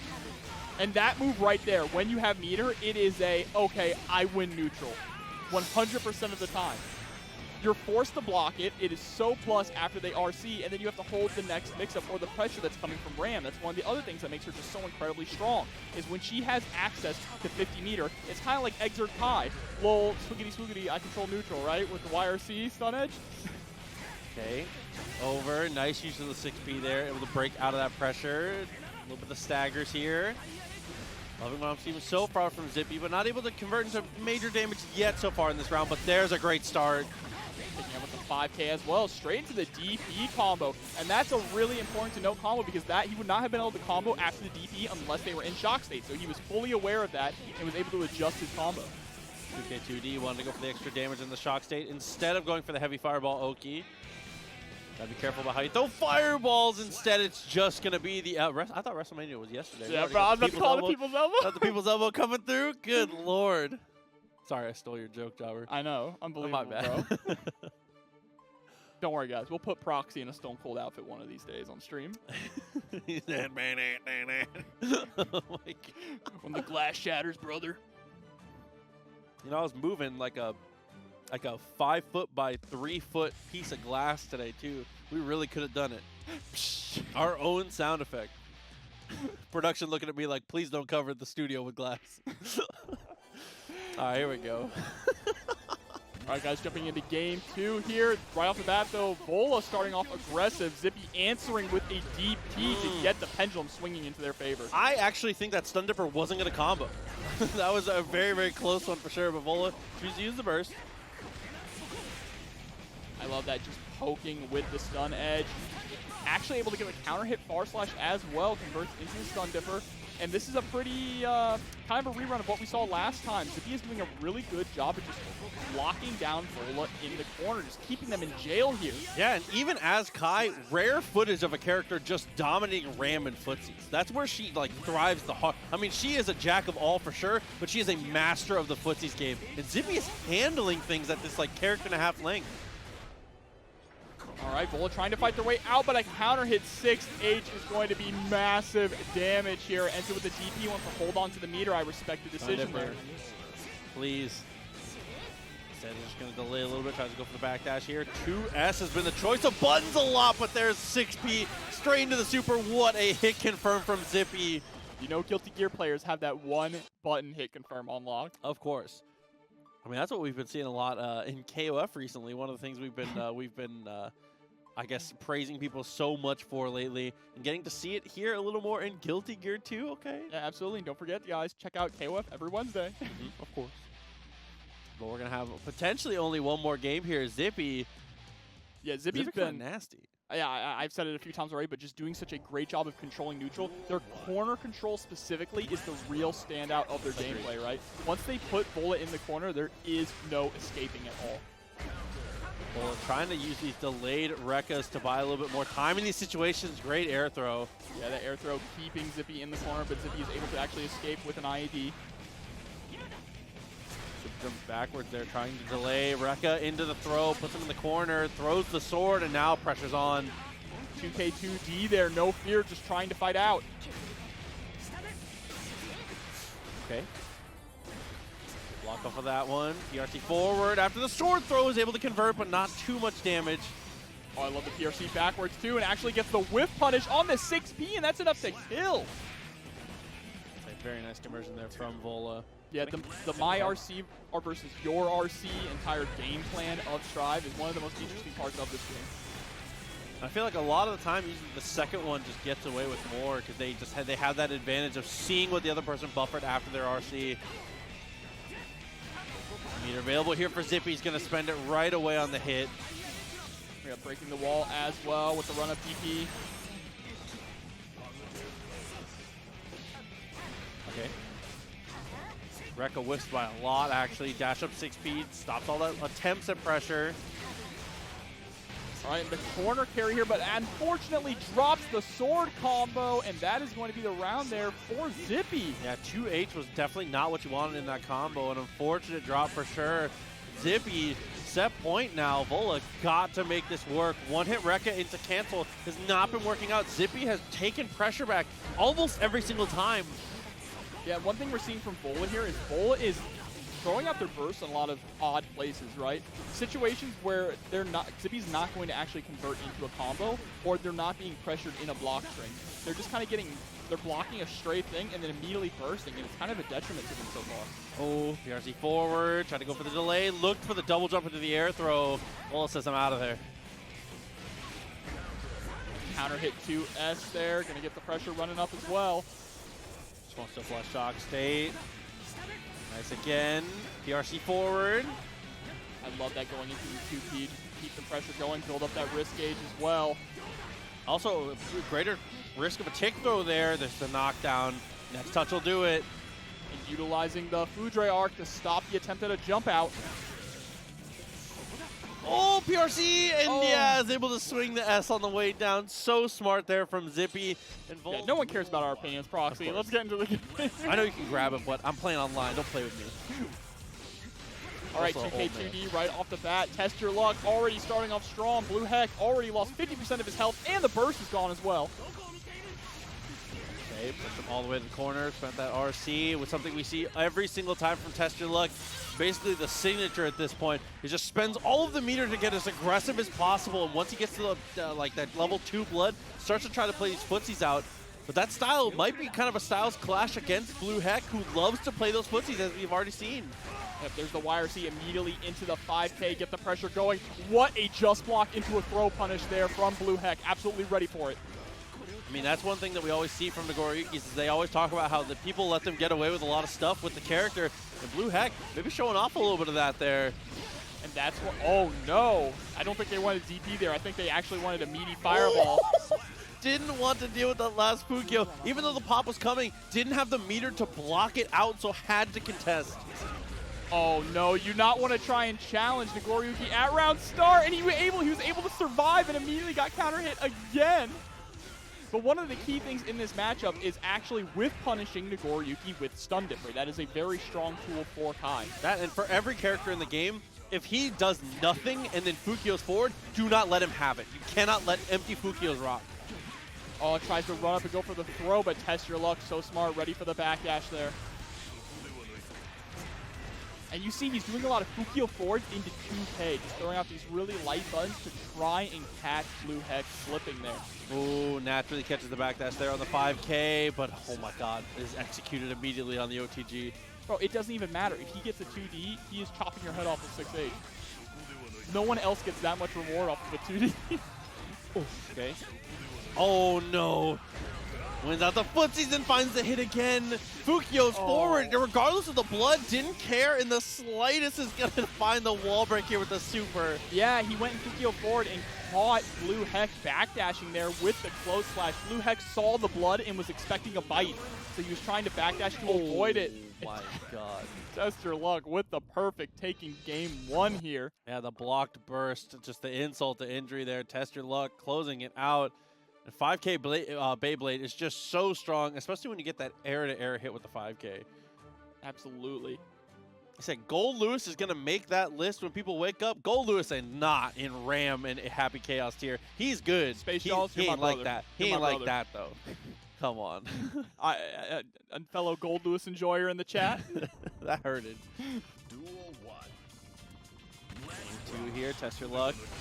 I mean, it was even-ish first game, and then Test Your Luck just kind of ran away with that next one here, and is looking to run away with the game 2. Good lord. And that's the thing about Test Your Luck. The longer that the match goes, the better he gets. I mean, we've always said this. Test Your Luck is truly a Saiyan. And there's the 2K2D RC just trying to bait out the burst as well, get some damage off of it. Has great positioning right now on the screen as well. Oh, the jumping, maybe a little bit too much of an overcommitment there from Test Your Luck. Is going to take a ton of damage into the meaty. And this is absolutely doable right now for Blue Hex. Is able to get the run up. Fudre arc, the wall break as well. One more touch. For the jump, nothing afterwards. Spacing themselves out. There's a 2S, but is forced to burst and is punished immediately. So you see, the thing here is that wall break was the problem. Yeah. Because he broke the wall and sent them back to neutral, you do not want to be in that situation when it is one hit away from both of you dying. Oh my god, 6H to catch the backdash. BRC forward, there's a tech. Blue Heck on a very nice jump back is going to find that meaty fireball. Resetting there with the 6K and able to throw out the 5K to beat Beyblade. BRC forward, tried to 2K to jump. 6H starter, couldn't get the conversion, but there it is. Absolutely had to burst. And this air movement from Blue Heck as well with these IEDs backwards, a 6H, with punish there. Very plus, went for the 5K, dashes up and gets the throw. He just grabbed him out of 5H. Oh, he tried to go for the fuzzy mix up there, but messed it up, and now Test Your Luck is on the offensive. Look at the blood, though! Oh, dash up and find the throw there, Blue Heck. Test Your Luck, just a split second of mismanagement of the blood, but that's all it takes. All right, you see Blue Heck is starting to slow down the pace of the match a lot, too. I say as he gets 2K2D'd and gets caught trying to jump out of pressure as well. We go forward, 5D, spends the RC. He's slowing it down. Not so much, you know. No, now he's speeding it up by dying really fast. Oh! Oh my god, the patience there to bait out the burst as well. He's trying to chip him out. Yeah, just had to continue to FD for their life there, but the 2S finally able to stop it there. I mean, on Blue Heck's side, I do respect trying to go for the jump there. I'm assuming he was trying to go for a jump there because the reward for if the jump comes out is actually pretty high if you can get him to whiff a committal button that's not like a 2H. Yeah, absolutely. I mean, that's like your win con at that point. Well, once Nagoriyuki has you locked in the corner, you don't have too many options left. Yeah, at that point, you are really just guessing. It's hard to blame anyone when you get that far behind for making any kind of rash decision. going to be 2-0. Test your luck continuing to dominate here. Blue Heck. But Blue Heck's been playing incredibly well. It's been I coming agree. down to the wire in a lot of these rounds, but Test Your Luck has been able to close it out. Way closer than the score says for sure. Are using the 2K OTG, but unfortunately just mistimed the bite. Counter hit 6H. Good lord. The wake up DP is going to allow Blue Heck to fight their way out of the corner here now. Trying to play this spacing game with the fireballs. Test Your Luck answering with the JS. On that throw, was able to throw it. Looked like a DP there. Goes straight into the super to prevent the burst. So smart. And Test Your Luck, like I said, looks like Blue Heck hadn't really gone for many DPs this set so far. I think the first one he attempted got thrown. Yeah, absolutely. Oh my god, just gets counter hit in the air though. And the 5K OTG just get him rolling into the corner, landing straight into the 5H. That is something that Test Your Luck is really proficient at. He constantly OTGs his opponent and forcing him to block this massive normal chip on wake up. Okay, off the cancel, is able to go for the close slash there. Very smart. 5K 2D, high classic. Get the staggered pressure here, tries to go for the run-up throw. There's the DP. Actually able to get the conversion with the 2K. That was thanks to Nagoriyuki being in the air. Otherwise, he would have been in shock state. And Blue Heck staying alive. That RC was so smart to get that little bit of extra damage here. Still set point though for Test Your Luck. Blue Heck with a great press out there, noticing the 2K forward and immediately mashing on that P button. Back dash, dashes up with the 2P, a little too far. Throwing heavy fireball feels usually not the right call in this matchup here just because of how strong Clone is from Nagoriyuki. The best non-metered fireball in the game for sure. So that stun dipper right there putting in work, already allowing him to push Nagoriyuki all the way to the corner, but a wake up 5P, 2P is going to allow Test Your Luck to get his momentum going yet again. It's just such a violent swing of a pendulum here. Oh my god. Speaking of violence, the meter, but there's the same situation. I want to believe that Blue Heck is trying to go for the game. The new judging? Oh, I'm ready for it, bro. I'm ready. It ain't out yet, but I'm ready. Mike versus Def Heaven here. Axel versus Soul. Classic matchup. I mean, I say it all the time. Axel wins until he loses. He has such a great time being able to zone out Soul here. He controls the pace of the neutral, but then Soul does a far slash, a vortex, a good jump in, and then it just all goes way off the rails, as you can already see. Yeah, I mean, my hot take in Strive is that Axel's kind of garbage after the big balance update that we got. The nerfs to his JS, the things that put him in counter hit state constantly. The man does not have nearly enough health to deal with what a lot of these characters can put out, especially a character like Soul. 2D went for the 2S, smart decision, a little too far, trying to go for the 6P, which is usually a great call against Axel, especially when you're closer. There is that 2K. 2K is the one thing that was changed and is good for him, but it's only his real way to get out of pressure, and there is the burst fate. They were just so quick on the draw to be able to go through with that RC. So smart from Mike Zaptig. Starting off strong immediately with bar slash at round start. Mike Zaptig, no fear here. An anti-air 5K on the cross-up attempt. Ooh, try to go for the 6H. 2P is not a great punish, though, and that is going to be another connection here for Mike. All right, just pressing out there with the 5P. If you 5P, you know it's going to punish, though. There's no reason not to go into, like, Snail, though, no? Well, the problem is that if Snail is blocked, you can be punished by a lot of characters here. And what a conversion here with the Gunflame pickup into 5K. Tyrant Rave as well. Not going to be quite enough to kill. Meter available, though. Able to avoid the 8, try to go for the 6P. Love that BRC just to get the slowdown. Right, 2K2D, I love that bursting to maintain the corner there. Mike just wants to end this game right now, and he absolutely does with a DP. No way chat's talking about quantum entanglement. I'm about to throw up. Bro, they're talking about the Guilty Gear lore. What are you talking about? Oh my god. But great stuff there from Mike right off the bat. They really are talking about it's one of those things where I always glance over and I'll read like one message and then go back and forth. And I walk over and I look, to be specific, quantum entanglement internet. I'm so glad our chat are all scientists. What was the internet used for Virtua Fighter? What they call that? Absorption netcode? Oh my god. 1-0. Talk about absorption. Ronan Healy coming Oh. through, zoning freely. We love you, buddy. Thank you for the sub. It was good to see you play earlier. I mean, Axel versus Potemkin is impossible, but I respect you trying it. Not impossible, though, is Axel versus Soul. And right off the bat, that is 2 Night Raid Vortexes that Mike has landed. Okay. Max meter here for Mike. Got to spend some of this somehow. Got to find your place. All right, yep, just trying to slowly move in there. Only needs 1 hit and lands it, and that should be death here with the wall break, but drops the 6H. Oh, but it doesn't matter here. I mean, you know Axel's going to try and push something, and Mike Savchik lets it rip. Bro, these Soul players really out here just RC DP. Oh, I dropped my combo. Let me just DP. What's Axel going to do? Bomber me once? Of course I'm going to DP. Bro, I'm disgusted. 5K, 5D, does not push it far enough away, goes for the dash up again. Nice 2K, 2D, but there's the burst, has to win one more interaction to truly get away here. Yeah, gets the empty low there, out the RC as well. Death Heaven able to actually escape the corner, but just landing on another ground Viper. Mike dropping the confirm.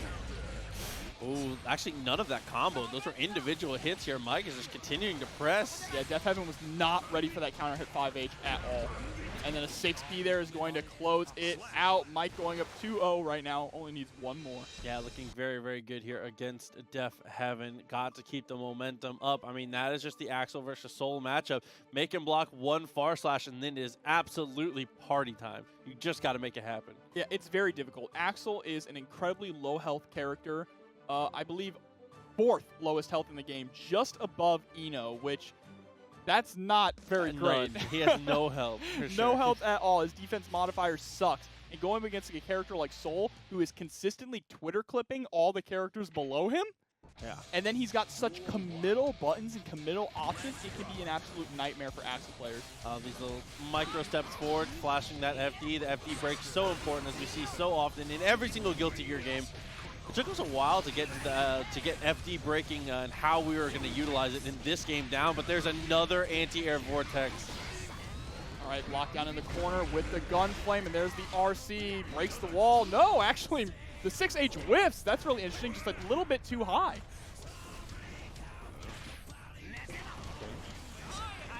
Okay, nice little delay, but there is the air-to-air and the 5K to pick it up. Yeah, been taking the round there. We are in set point now here for Mike. I think I just got to find one more slash normal. It's all it takes here. 6S gets low profile by the 2K, actually. Death Heaven finally able to start this zoning game. Very nicely placed 5H, able to pick up with the Renson as well. Oh, he finally does not throw out a button and does not get hit by the Vortex. Death Heaven starting to make some really clean adjustments. Missed his bomber, though. Got 6H instead. Really unfortunate, but Whiffs punishes there with the time stop. Bro, time is mine. Axel here. Death Heaven, a really clean round there. Oh, my God. Revolver into DP. One-hit revolver DP. Yeah, he knew he was going to attempt to punish, and you can just DP when you know they're going to try and contest you. That is definitely a Harvard wants to know your location situation. What a call out from Mike. So smart. He's right on every time. He's right every time. Yeah, goes for the safe jump. Wow, okay. Trying to go for the mix-up there. And shouts to Tong Never Sleeps for the $10 contribution on the match, Reno. A Damn, boss dude. out there in California, still watching. Of course. Shouts to the homie Tong, as always, coming through with the big... You know what I'm about. All right, here we are, jumping straight into our next game. hereticMAGICMAN up against MFCR. That Eno versus Leo. I mean, this is another matchup that kind of revolves around the DP from Leo. Is that an incredible rushdown character with very safe options, potentially, versus the best reversal in the whole game. Yeah, and I like that hereticMAGICMAN is actually going for the going for the Eno choice here instead of going Baiken. Yeah, last time we saw them play Baiken into this, it did not go very well. Eno has definitely been the better choice for them specifically, even if it isn't necessarily the better matchup potentially. Yeah, Eno has a lot of really strong safe jump options, which is very good at baiting out these DPs here against MFCR, specifically MFCR, because MFCR is a character we know likes to utilize flash kick a lot and in a lot of really seemingly random positions. So far, it's working out really well here for hereticMAGICMAN, getting the wall break, building up that meter. Starts the big tree, continues the combo here. MFCR has burst. Gonna Go ahead and spend it, and this is going to have to be a heroic comeback here for MFCR. Trying hard, trying to go for the 6P there. Instant overhead, DP's out of pressure, finds the hit again. Heroic comeback, it might be overhead on the same side. Oh. Grabbing the run through, and I feel like players are getting so solid at grabbing those run throughs. The very first run through of that set as well. Absolutely. I mean, you've got to get the momentum started when it comes to that, especially when you're a character like Ino who does have weaker defense. You cannot let yourself get wrapped up in that situation. You either have to, like, you got to go for the reversals, or you have to just throw them. You cannot let it get started. Yeah, this is kind of a matchup of who gets the knockdown first, right, and starts running the mix. We'll see, though. hereticMAGICMAN. Honestly, even though the DP has come through, hereticMAGICMAN is doing my favorite thing, which is do not get scared off of your strong options just because they're answered once. Continuing to use stroke to great effect and baits out that DP. Yeah, but, fighting their way out of the corner with a wake up 5P there, but a whiff throw is going to force the burst out now. Okay, nice poke. Good amount of damage there. The instant overhead into Fortismo. Guaranteed the note, but that was a bad dash and a great DP from MFCR. Gets the low as well. Tricky cross up. The run through.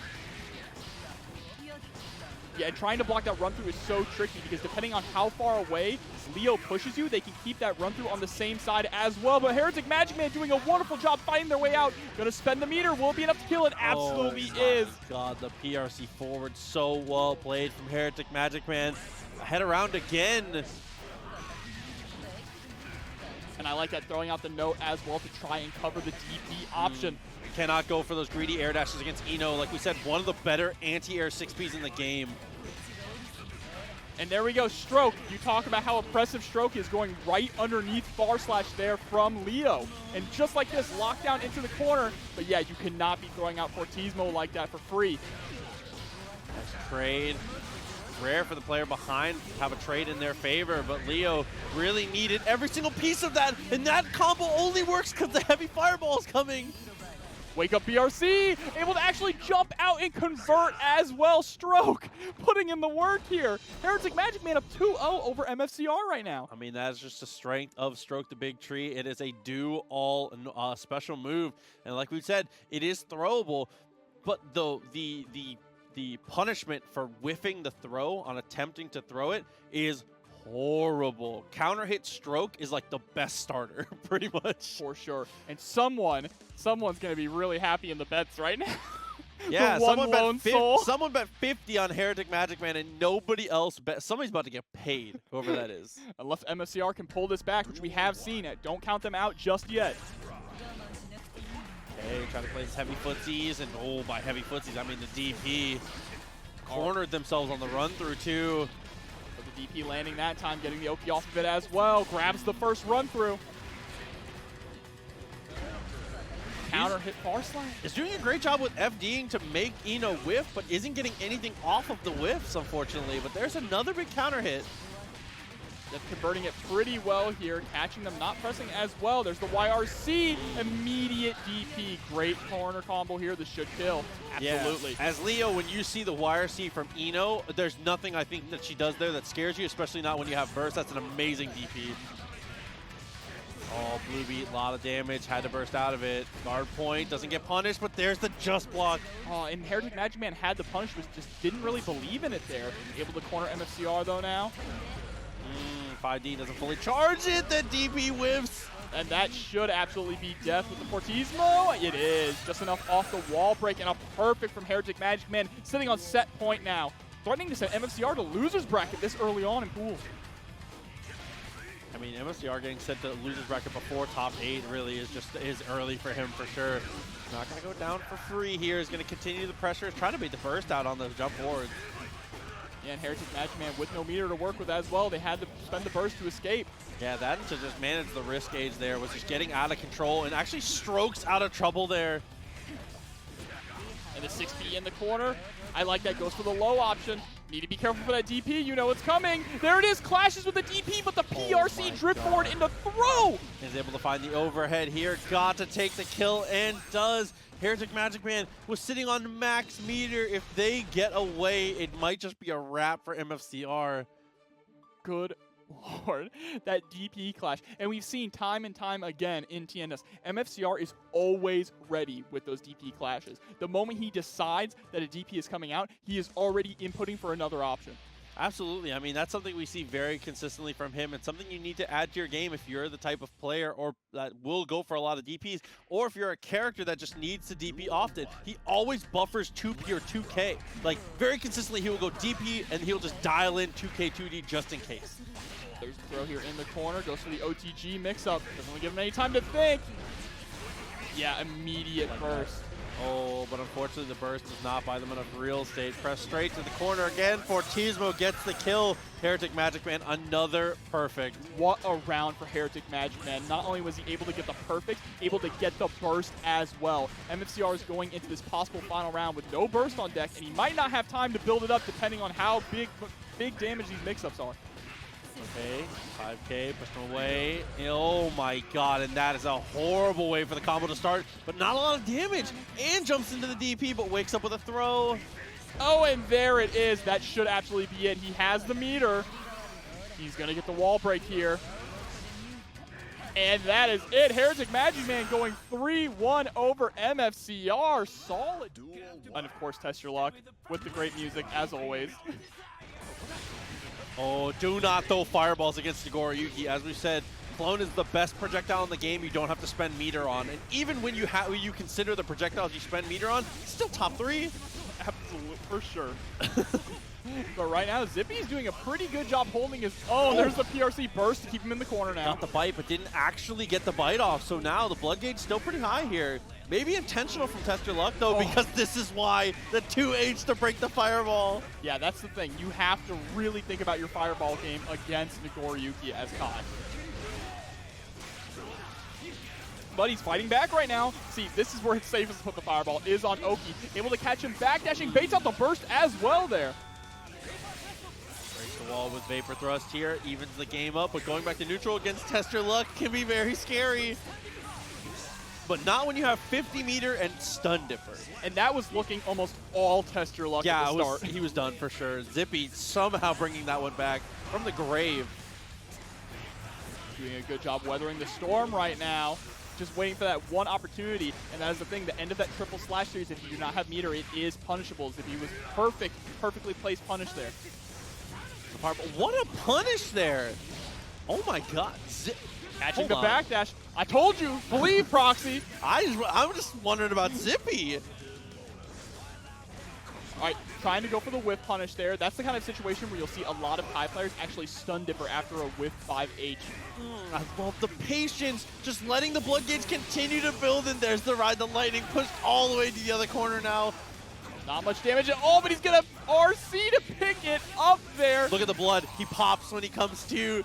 Oh, it's the worst possible scenario. The full combo. Everything from the knockdown until that kill right there through the transition, that was all one combo. I mean, Zippy is a believer right now. He is making me believe. And shouts to Guts McButts for the sub. 11 months. We appreciate it. Dude, Guts McButts, I love you, buddy. Good to see you hanging out, dude. Bro, it is not every day you get to see that combo in the corner. How have I not seen Zippy before? Does Zippy play other online brackets? How have I not seen this guy? He's ridiculous. I actually haven't either. How have I never seen this person? And he's rocking the great Kai color as well. It's the patience. The patience is the key of this, right? He is literally sitting there and waiting until he can get the 2K2D punish on something that Test Your Luck overextends on. Nice little delay. Tanak the Forgetful. Appreciate you coming through. First time sub. Thank you for hanging out. Hope you've been enjoying everything. Oh, okay. Nice backdash. And that's the thing with Zippy. He knows you cannot overextend against a character like Nagoriyuki. But playing overly patient can still... Okay, overly patient be damned, but yeah, 2 5Hs. You have to be careful about how patient you are, because that round was kind of an issue of being a little too patient. He let Test Your Luck get away with a little too much, and the pressure into the corner. I mean, Nagoriyuki, it doesn't matter how patient and how good your defense is. If you get cornered by this guy, he's going to hit you eventually. And Zippy actually going for the DP there. Now, that DP was not going to hit, but what it did do was allow him to escape the corner here. He suffered some life for it, but also just put into another corner in a block string. 6H, a little too far. Beyblade came through, but great use of the FD. Yeah, the 6H, decapitation there. Test your luck, tying this up 1-1. Chat said Zippy is Florida? Especially how have I never seen? Bro. Okay, so yeah, we got the stats so up. Zippy's been doing kind of nasty here. Doing well at Bamboo and Whoop. Okay, so Zippy been back on the grind, which is nice to see. Young LZ saying that he just started competing again. I like that. Bro, Zippy, if you're in Florida, bro, come to Juicy this weekend. I want to play you. I need to get that contact. That's fire, though. Seriously. Really nice to see. I love that I get to see consistently players that I have never personally seen. But Test Your Luck answered back really, really well here, 1-1. Yeah, and he was starting to capitalize on the fact that Zippy was being incredibly patient, right? Leaning a little bit more into these frame trap situations, just kind of slowing it down. Big turn steal, too, but they're out of the corner now. Knew he wasn't going to be able to go for the last string of the far slash, so tries to take the turn. That's a good amount of damage off that heavy fireball. And just run straight into a close slash, immediately into super Test Your Luck. What in the world? Wait, close slash? Oh my god. Immediately into super, like he was buffering it. It might be time. It might be time. Nah, he ain't gonna drag this ball, bro. It's time. 2S attempt. There's the trade. Oh no. Okay, actually able to survive that, but chip is a factor now. Oh, gets caught on the backdash. All right, Test Your Luck is now starting to look really dominant here, I say, as Zippy is able to get the counter hit 2S at the round start. Pushing Test Your Luck into the corner. What a backdash there, fighting their way out. Yeah, tried to use the 2S to catch the backdash there, but unfortunately for him, I mean, Nagoriyuki's backdash one of the best in the game in terms of the invincibility on it. Tried to go for the stun dipper under the burst, but almost high enough. That would have been terrifying. Yeah, and you're seeing Zippy go to the air a lot and go for jump, FD, IED, backdash, or backdash in the air to try and bait out those 2H whiffs from Nagoriyuki, right? So you can approach from the ground. Dude, Test Your Luck. After every fireball, just jumps back to try and reset himself. I like these decisions a lot, but there's another great 6P. And what a whiff punish there with the stun dipper, gonna put him into the wall. Built up just enough meter for the Ride the Lightning. What's these in my guilty gear? So with the 1-1 in rounds, an important swing game coming up here. As we said, Test Your Luck has looked unstoppable in the last couple TNSs. Zippy might be the one to do it, though. Tried to go for the dash up afterwards, a little too far. And Zippy just has a really great understanding of the range that Test Your Luck has at level 3 blood. Test still not done yet. Good pressure here with the 2S into the 5H. Love that burst for positioning, actually. The anti-air is just fine. And the late RC there, too, from Test Your Luck trying to catch Zippy. He gets the side swap as well with the counter hit JS. Gonna break the wall here with the DP. Oh, okay. Blocks the Beyblade. Trying to delay a little bit. Oh, you know the PRC is coming, gets counter hit. That's right, he has the meter, though. And use that Fukio backwards was to bait out the GP 100%. DP, that just beats everything. PRC forward, though, has 50 meter. This should be a kill, but no, resets in the corner instead, and still is enough. Zippy is going to take that important swing game 3. You have 2-1 right now, and he is going toe-to-toe with Test Your Luck right now. There are not many players in TNS who can really push Test Your Luck this hard. But we've said this before. We've said it a million times. Test Your Luck is a real-life Saiyan. The worse the set gets, the better he plays, the faster he plays, the better his adjustments get. So once you get to 2 games over Test Your Luck, the real story begins. That's when he goes Ultra Instinct. It gets crazy. I mean, this guy has some of the best mental fortitude that you see from like any player. The farther behind he gets, he truly plays the same, which is so hard to do in these pressure situations, especially in like a top 8 scenario. We talk about that Wong factor, right? Already getting the bite right off the bat here. Party time. Saying the luck factor. Double Fukio, trying to go for the shimmy, found the throw, and this is what I'm talking about. The pace is just, it's so hard to keep up with. Bro, Zippy's dead. Ooh, not quite dead. Tried to go for the run-up close slash here. A little bit of a delay. Test. Oh, no. The stun dipper hits, and Zippy's off to the races. Oh, he's being really patient here, trying to bait out either the super or the burst. There's the YRC. Test Your Luck. Dragon Stall next time you stun Nipper, please. Dragon Stall. Oh, he PRCs instead. It's a better decision. It's a better decision. All right, heavy stun. Oh, no, but you cannot throw fireballs when he has that much blood. He will just cut you through them. Absolutely. He even traded there, and it just worked out so hard in his favor. Yeah, he just food killed like 17 times. Okay, 6H forcing the burst there. testyourluck absolutely had to. That is guy's highest damage starter. Easy anti-air there from Zippy. Waits himself back out now. Fukio's forward once from Test. And that was a really risky heavy stun edge there as well, but luckily testyourluck was in the air, so he was able to actually get it. Oh no! Oh, hold on. He did press. Oh, so tragic there. It's going to do a grip of damage. Going to heal a lot of the blood too. Fukio's forward, went for the 2H, almost got the whip punish. Able to catch the backdash though with the close slash. Didn't stick to the wall. Fireball. Gotta be careful here. Blood gauge rising. He's gonna pop. He does. Oh, okay. I thought Just he was. barely. Yeah, I almost thought he was gonna whiff that 5H, and I would have cried. This is set point actually for Zippy. Zippy just needs one more round. Oh, testyourluck is about to build up burst. Burst is on deck now. The DP, very nice punish there. Yeah, he ran really deep into with that close slash, trying to bait out the throw attempt. 2D, not anything. Good push away with the far H. Patience here as well. Look at this, just not willing to press, running into a 5H though. Yeah, he's trying to. Oh my god, and all of these footsies. Oh my god, the counter hit 6H in the corner as well. Intentionally doesn't break the wall here. Trying to go for the close slash. Oh, to OTG. He whiffs it. Might lose the round off of this, but he wakes up. He wakes up with right the lightning. He's going to RC. No, he actually breaks the wall. He's going to get the hard knockdown. Stun dipper forward. Oh, he tries to catch him. Oh my god. The I said, oh my god, because just the pressure that was being put. Appreciate you coming through though. But 4 months. Hope you're doing well. Let's jump right into it, and it is going to be Baiken here for hereticMAGICMAN. This does feel like a more solid matchup against Soul, for sure. Baiken can make a few more mistakes, right? That's the key thing. Johnson also can be pretty good, but there's an amazing anti-air into a press. All right, trying to fish out with the 2H. Pulls back in, going for the follow-up there, meeting Tatami, and then backdashes was scared of the DP, it looked like.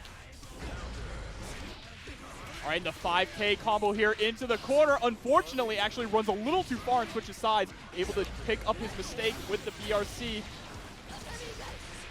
Meeting Tatami again and gets the sweep, but chooses to just go for the jump back. Instead, tries to go for the shot a little too far away. I love the patience here, too, from hereticMAGICMAN. Don't even worry about the danger penalty. You just need one more touch. You don't even need the meter. Oh, 5K anti-air, though, and that is just the strength of Soul. Even if he whiffs it, it's just not that whiff punishable. It's so quick. Make it 5 frames, bro. I'm tired of this button.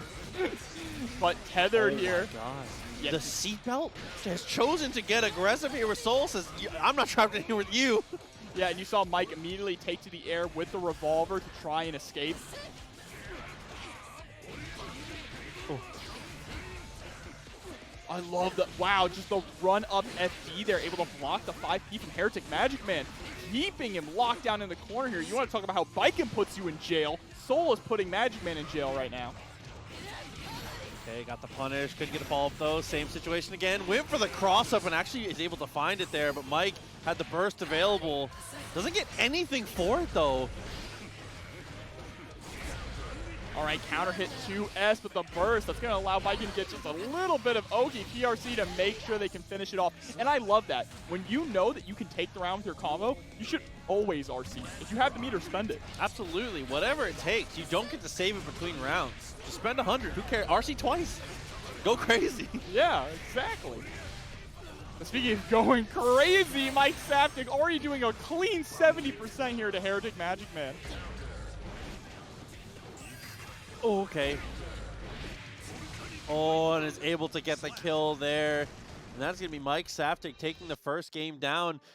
And we might see the swap here. I mean, it didn't look bad. I mean, it's definitely a winnable situation here for hereticMAGICMAN, but we see very often from them, they do switch very quickly, which I think is good and bad if we do go for the switch. No, it's still gonna be the Baiken. You could tell they definitely feel a lot more comfortable in this matchup.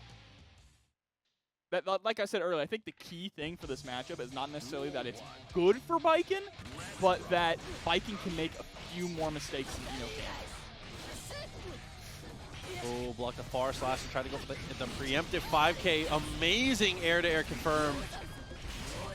And just going for these double Yozansons, able to bait out the DP but doesn't get the punish. The SDP recovers so quickly.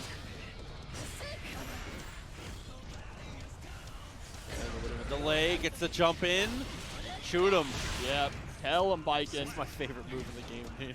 It is the coolest super league. Easy. I love that, just going jump back to Tommy right at the start.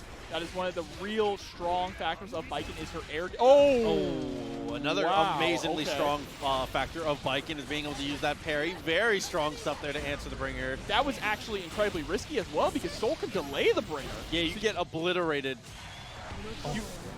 This should hit. Okay. Yeah, hereticMAGICMAN tying it up 1-1 there with the parry, but you have to think now Mike is going to start changing up the timings on those bandit bringers. But if you can get Mike to change the timings of his bandit bringers based on beating him out on a quick one, I think you're still a step ahead of the game. As long as hereticMAGICMAN is thinking about the fact that the last time the quick one happened, I was able to answer it immediately, Mike is definitely going to be thinking to delay it, like you said, for sure. And you know that it's something that Mike really likes to do to escape the corner, too. He'll do a super jump, IED, into Bandit Bringer to try and knock the opponent into the corner. Yes. So that's going to be incredibly risky here against hereticMAGICMAN now, just from showing that once, that parry one time. Okay, good amount of pressure. Oh my god, the Vortex to break the wall, straight into the super. Look at the damage. My god, bro. One more mixer here. He's going to go ahead and get the safe jump with the JH. Not too safe if you wake up with parry, though. And then straps in Yozansen into the confirm. Yeah, massive damage here as well. I love that. The moment that it breaks off, you just want to move back a little bit. You do have the longer reaching buttons as Baiken. You've got 100 meter to work with. PRC able to backdash. Be careful here. Soul, don't whip from full screen, but there's the 6P. Nice stop. I'm always just scared of the gun, dude.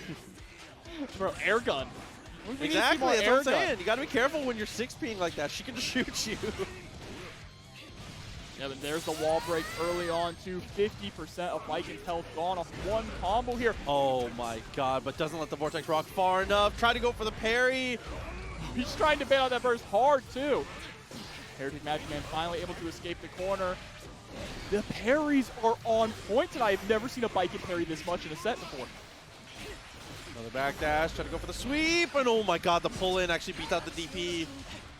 And he's strapped in now too, has to hold all this pressure. There's the burst that actually gives Soul a little bit of advantage, and the cross-up with the JK. Damn. Probably, I see you talking about it. Yeah, hereticMAGICMAN is one of the stronger, is a very strong Eno player, has been doing well for a very long time, and now his dual maining. Yeah, dual maining Baiken and Eno. And it's working out so well for them. Too long. He needs to be playable now. Looks like they are reconnected and ready to roll, though. So the set counter, like we said, will remain the same as the players get back into it. All right, right off the bat, Mike Saftig, like we didn't even have a wait there, just on fire. Nice 2S, able to confirm off the counter hit, jumps in with the tatami, and then backdashes, gives a little too much room, but there's the answer to the Grand Viper. And that 6P is on point here. He has just been sniping out those JSs from MAGICMAN with the 6P. No punish there on the DP as well. Got to throw max meter, not too much else. Is he dead? No. He unfortunately RC'd just a little too early. If he would have waited until the headbutt connected, that absolutely would have killed.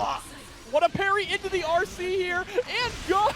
He spends all 100 meter. Tried to dash up and go for the parry too. It looked like it was trying to stop a DP. Mike is way ahead now. Yeah, this is a set point now for Mike, but he's strapped in. 5K, that is 3 frames, a god button. Oh my god, look at the damage continuing to come through with the 6S. A fourth of the life left now. Good whip punish on the 6/8, but not too much reward. Actually doesn't go for the follow-up afterwards as well. Just wants to keep him there in the corner. The PRC backwards. Oh, I love the backdash there, but Mike just standing up and blocking the entire time. Oh, and lands the DP immediately. BRC backwards. Tried to land with the swing. Oh, the goal burst there. They're starting to get a little scrambly now, but a 6P is going to close it out for Mike Saftig there. Moving on. Dude, amazing answer to push that through. 3-1 for Mike Saftig. So let's see it. It's going to be, she's made her all the way here. It's Dusty versus Sunlight. And Jacko has made another guest appearance here in the top 8. Dusty, another incredibly strong representative of the character.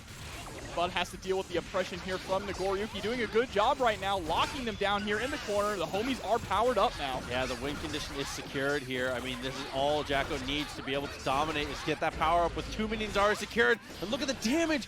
Only hit him once during that sequence. Yeah, but just like that, all that work could be thrown away with Sunlight putting Dusty here in the corner. But what a cross-up. Yeah, utilizing those minions extremely well. This time goes for a similar cross-up, but lands and actually goes for the low, able to take the round with it as well. Health round 1 there, Dusty able to find the hit, chucks out the minions, try to go for the 6P on the minion. And there's the bite. Party time is starting now. Oh, he had the right idea there to backdash the Beyblade attempt, but just got caught pressing when he tried to punish with the DP. Sunlight couldn't find the hit either. Get to the same side there. Soccer kick lands. It's gonna break the wall here with the Elysium driver.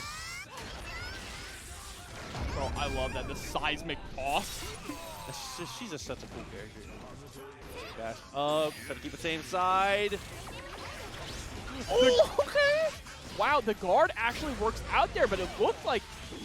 Okay, is they going to end the game with the Elysium driver here? Dusty going up 1. That was a really interesting situation there because Sunlight threw out the 2H and hit the guard command, but he didn't really reel back. Yeah, it's very, very strange for sure. I'm not sure that I've seen that exact interaction before. Yeah, normally they're supposed to reel back into like a guard crush animation. I don't really know what happened there. That's something you do not see utilized a lot from Jacko players. It's just not a tool they lean into. So... I've never actually seen that. I was a little scared because now whenever I see these two characters on the screen at the same time, all I can think of is Jacko pulling minions to freeze the game. Oh, yeah! That's all I can think of now. Bro. Let's see if Dusty can get the timeout. If y'all haven't seen that on Twitter, you gotta find it. It's incredible. Oh, yeah, you ain't not gonna low profile that. And again, again, this time it works out. Yeah, actually, Dusty utilizing that guard command really well right now. Lockdown in the corner, though. Sunlight with a lot of meter to work with as well. You're seeing he's going to stay at that 5H range. Dusty with the whip punish. Oh, my God, the minion answer. Continually just being able to melee with these minions very consistently, but there he is. Yeah, and Chip is going to do it. Off the table here for Sunlight, trying to go for the DP round start. Dusty masterfully punishes it straight back into the mix. Yeah, and Sunlight actually would have been safe if he didn't go for the second follow-up of the DP there. That mistake is going to cost him a lot right now. Lockdown in the corner with these minions who are upgraded right now. Look at this. Like you said, didn't hit him during that sequence. Look at the chip damage. You have to FD in that kind of situation. You do lose your meter, but you do not want to lose all that health there. Now, I'd rather see all of my meter be gone than be at 1 touch against this Jacko. Go for the jump over with the close slash connects. Incredible combo there from Sunlight. I love that. Dropping 1 minion, throwing him out. He is invincible using the defense command on these minions. Oh my God. And the 5H just continuing to dominate there. That close range footsie's a CQC. You normally wouldn't favor Jacko so highly, but Dusty's making it work. One thing I really want to point out to everyone watching about Dusty's gameplay is the way that they're utilizing all the options for the minion. They're utilizing the buff, the attack command, the defense command, and the defense buff as well. We've seen all 4 of them utilized already. Unsummon at one point too. Yeah. Dagger 5K into the Beyblade. Sunlight is going to take that one down. One of the best stagger options there coming out of Nagoriyuki, just being able to do that 5K, a little small weight. You have plenty of time to be able to see what your opponent is doing. And if you can keep them grounded, that Beyblade is just an unbelievably strong option to follow up with. It builds up so much blood as well, so you can get yourself into level 3 blood easy. They have not used the explosion yet. That is the one thing they have not used. That's true. That's the only one we haven't seen, but hopefully Dusty can squeeze that one in. I think they used it last week. They've used it before. They did use it last week. They used it last week. Oh my god, Whiff punishes the 5K to beat the minion with the other. And he tosses him right behind him, gets the pickup as well. Ooh, tried to go for the shield command there. Push back to the corner. What an answer. Yep, gets the counter hit. Gonna send him through the wall with the fireball. Oh, I love that BRC. That's something Dusty really likes to do as well. The BRC forward at those round start situations like that. Gets the backwards throw immediately with the RC. Dusty with a perfect. Just puts out the minion as well, too. DT round start, as one should. I mean, Sunlight knows he can dominate that early, 99 seconds. Soccer kick trades, put into the corner. Dusty, what a conversion. That was really interesting there. Dusty actually threw the minion. Sunlight attempted the 6P. His invul went through the minion, and the minion hit his lower hitbox. If this minion hits, I'm going to freak out. Okay, I was like, no way. Actually going to get the pickup there with the full conversion. Getting a lot of blood back, too. Double Fukio gets 6P'd. Here comes the mix-up, same side. That's so difficult to guess. If Jacko already has a minion out on top of you and then throws you, the mix-up that she gets afterwards is just genuinely unblockable. It's like so it's already hard enough if she has to pull a minion and go for that like minion drop left-right kind of stuff. But if the minion's already there, your life is forfeit. It's so impossible to deal. It's truly just a pure guess, and you get like 2 guesses in a row you have to take. And then like no one plays this character, so you get knocked down and you're like, oh god. There's like 3. What am I supposed to do? There's like 3 relevant like Jackos, and that's like it. At least here in NA. And like one of them plays Ram. Look at it. The 5P pick up there just to get as many hits as possible here into the corner, but will Dusty able to fight out with that 2K? Good command, a little too late. Executed. 6P'ing through the minion. That was almost very detrimental to Sunlight. Yeah, getting that minion behind you would have been so tough to deal with. Look at the blood though. YRC to make sure. You do not want to get touched by anything here. There it is, but doesn't go for the batter swing. Yeah, they missed the buffer on the super there. Still is able to get the clone and follow up. Smart stuff. Sunlight, after a drop confirm, is still able to keep themselves in this. Right off the bat, the backdash there from Sunlight into the Beyblade. Going to build up some nice blood. Couple Fukio forwards. Already in level 3. Has the max range 5H and 2H now. What a pickup there, too, with the 5P anti-air. Yeah, amazing damage to come out here. Goes for the far slash confirm into the super. Amazing amount of damage here coming out of Sunlight. Not quite enough to kill, but damn, it's still a really positive situation here. Yeah, you have to expect clone Fukio. Actually, just Fukio forward him to throw. Yeah, a good call there for sure. Didn't want to risk it on the blood. There was the potential for the blood to get a little too high if he does go. If he goes for clone Fukio, and then the mix-up does not connect, he's in a load of trouble. So I respect the safer option for sure.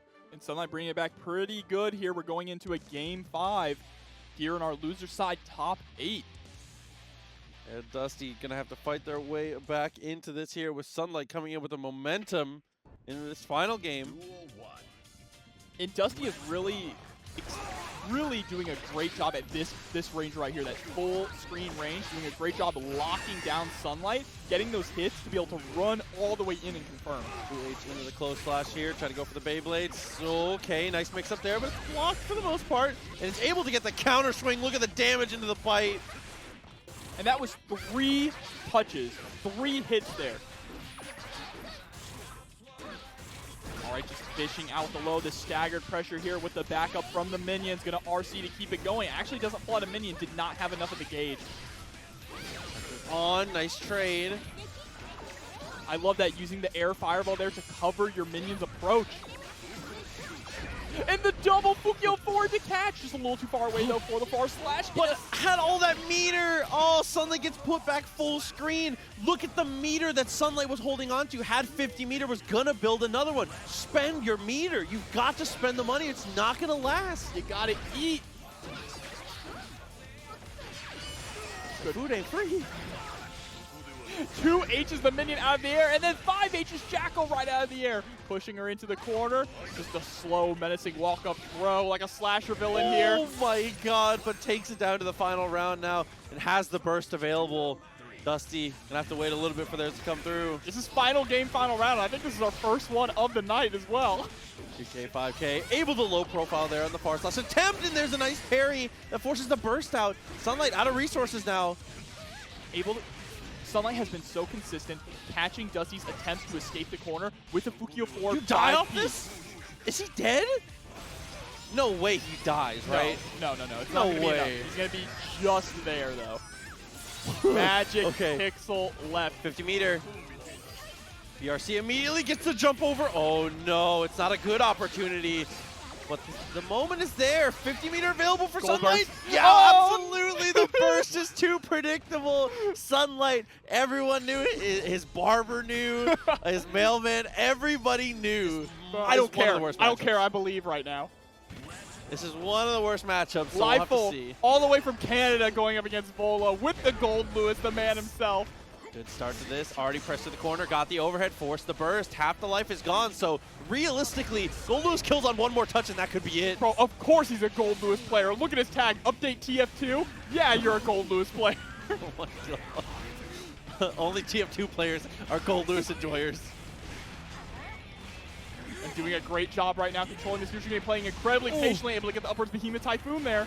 Security gauge is maxed here, potentially gonna look for chip, but instead is just gonna swing that thing. That was already great awareness though, recognizing the FD pushing him out far enough, so he throws out the really big overhead, the 486 overhead there, to make sure that he can actually reach far enough. First to push away, continuing to buy a little bit of space here, but the sword comes through and immediately counters. That's okay. I mean, health deficit does not exist to Goldlewis. He's at a deficit against everyone until he hits them. For sure here, having to weather the storm though of the far slash heavy slash, but that run up 6B putting in work. Goldlewis locked down in the corner. And one of the problems here in this matchup specifically, you mentioned it was a terrible matchup for Goldlewis, is the fact that when Goldlewis is in the corner, he does not have a regular jump like a lot of other characters. His jump has such a low arc that he cannot reliably get out of the pressure. But he goes for the fast overhead there, getting the frame kill as well to make sure he can actually get the 862. Okay, security gauge getting higher here. RC is available. Chooses not to RC instead. He's going to jump back. Oh no, but the neutral has been decided. The wall is going to be broken here, but no, instead it's going to go for the reset. Yep, and getting locked down in the corner here. Goldlewis players are wake up superers though. Oh, the forbidden air dash there with the air Behemoth Typhoon. Oh dude, no way. We started running DBZ here? Bro. The cursed super dash? Look. Oh my god. Seeing a fellow Goldlewis player, I have to throw it all out the window. I gotta be biased, bro. Listen, you Vola, do what's in your, all the in your love heart. to you, do what's in your heart. But bro. Lyfull's dash over was incredible. Someone in chat said that's unblockable. You ain't wrong. No one in history has blocked that. That is one of those, it can't miss the first time. All right, yeah, trying to move in with that JD there. Such a really good jumping button for Goldlewis. Tries to throw out the Pine Berry as well. Okay, early burst. Puts him towards the corner here. This is a great situation here for Lyfull. Yeah, the thing, okay, Vola has all this meter. The thing that Vola needs to do is need to utilize the range on their buttons to keep Goldlewis out. You can win that footsies war, win that poking game.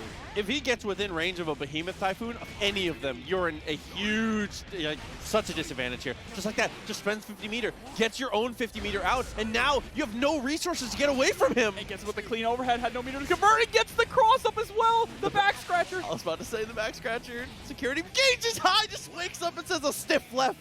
So yeah, like I was saying before, the main thing that Vola needs to do is stay out of from him. Behemoth You have to get away range. from him. Yeah. You have to get away from him. If you can force Goldlewis to whiff a Behemoth Typhoon, you have the biggest buttons in the game. You can punish them for it. And once you get Goldlewis in the corner, you win. Just like this, you stand a character length away, throw the sword, he can't get away from the explosion, but no, overextends, gets thrown. Now, oh my charge God. dust.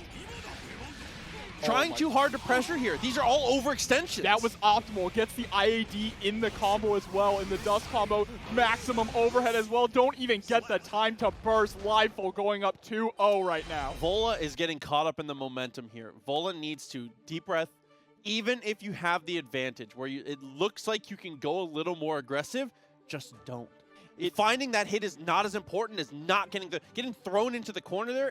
The round is over. It's automatically over at that point. It is incredibly difficult, and Spitman puts it in perfectly there in the chat. Goldlewis feeds off fear. Yeah, I mean, you have to keep your calm. He is not as scary as he seems. He is as scary as he seems, by the way. That's propaganda. He is exactly as scary as you think he is, and that's why we need to maintain space.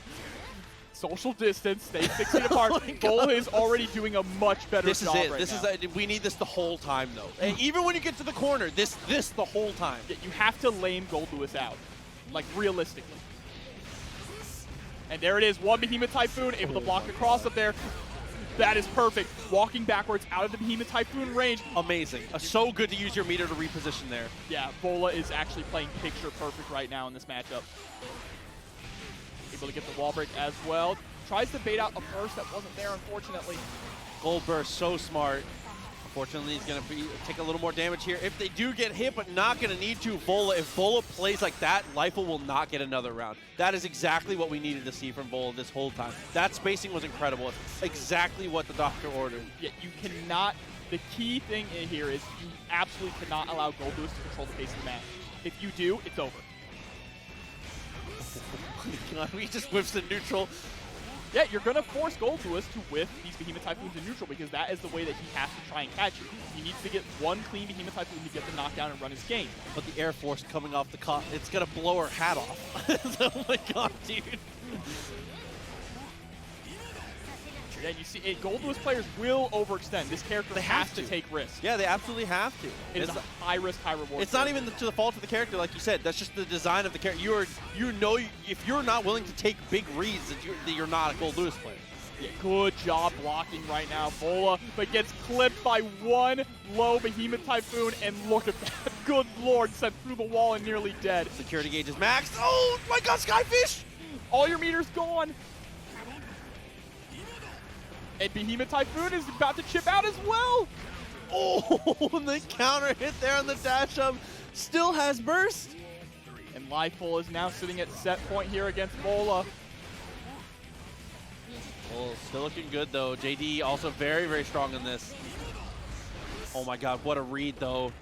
Yeah, that 5K, give him the stanky leg. Whoop! Party time. Okay. Yep, the counter hit lands on. That's no! it.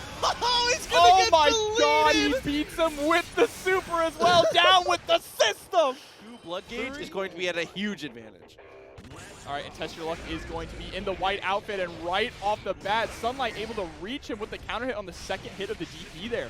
Test Your Luck is going to take back advantage very quickly, though. Is going to continue to build up this blood gauge just relentlessly. That's that Test Your Luck style, his ninja way. Both these guys actually play a really similar style of Nagoriyuki. Look at that right off the bat. Sunlight has already bursted. And I like the intentional reset there from Test Your Luck. Goes for the 2 hits of the close of the far slash and just intentionally stop. Try and look for the reset there to guarantee the kill. Right off the bat here, Sunlight starting off really strong, building up that blood gauge. Already in level 3. Counter hit close slash. And he just got him locked down in the corner here. Yeah, there's the bite as well. Party time. Oh, and is able to close it, and that's what I was saying. The first Nagoriyuki to get that blood high and be setting the pace, it should be a round over. And there is the DP trade, something you're going to see very often. Yeah, we talk about how no character really wants to contest Nagoriyuki at round start. Well, what happens when there's 2 Nagoriyukis? They're both just going to let it rip. Comes through, is going to help manage the blood very well here. Is going to get a Fukyo for sure. question is there going to be a clone? Absolutely. Got to lock him down with those plus frames. Counter hit 6H. Another one just too far away, but not far enough for the... I lost my train of thought, brother. The Beyblade yeah, the come Beyblade through to be able to answer. Very smart stuff there from Test Your Luck. And that's one of the strengths in the Nagoriyuki, is when he is at that max blood, he does gain the ability to be pretty burst safe there. 6H into 6H is a true combo. That's a natural burst bait on the Beyblade. You can just very easily react to get that punish. Yeah, and Test Your Luck and Sunlight are both Nagoriyuki players who like to hang on that level 3 blood gauge, really playing at just the tip, right? They want to sit back and throw out those 5 H's, and once they get enough hits to build just enough blood back for one more special move, they'll turn it on and go right back in. I still think that is the correct style. I think that honestly and truly, the more I watch people play and the more I watch people go for this type of style where you just blow all of your blood immediately to get to those bigger normals, I think this is just like almost objectively correct. I think this is just the style you should be going for.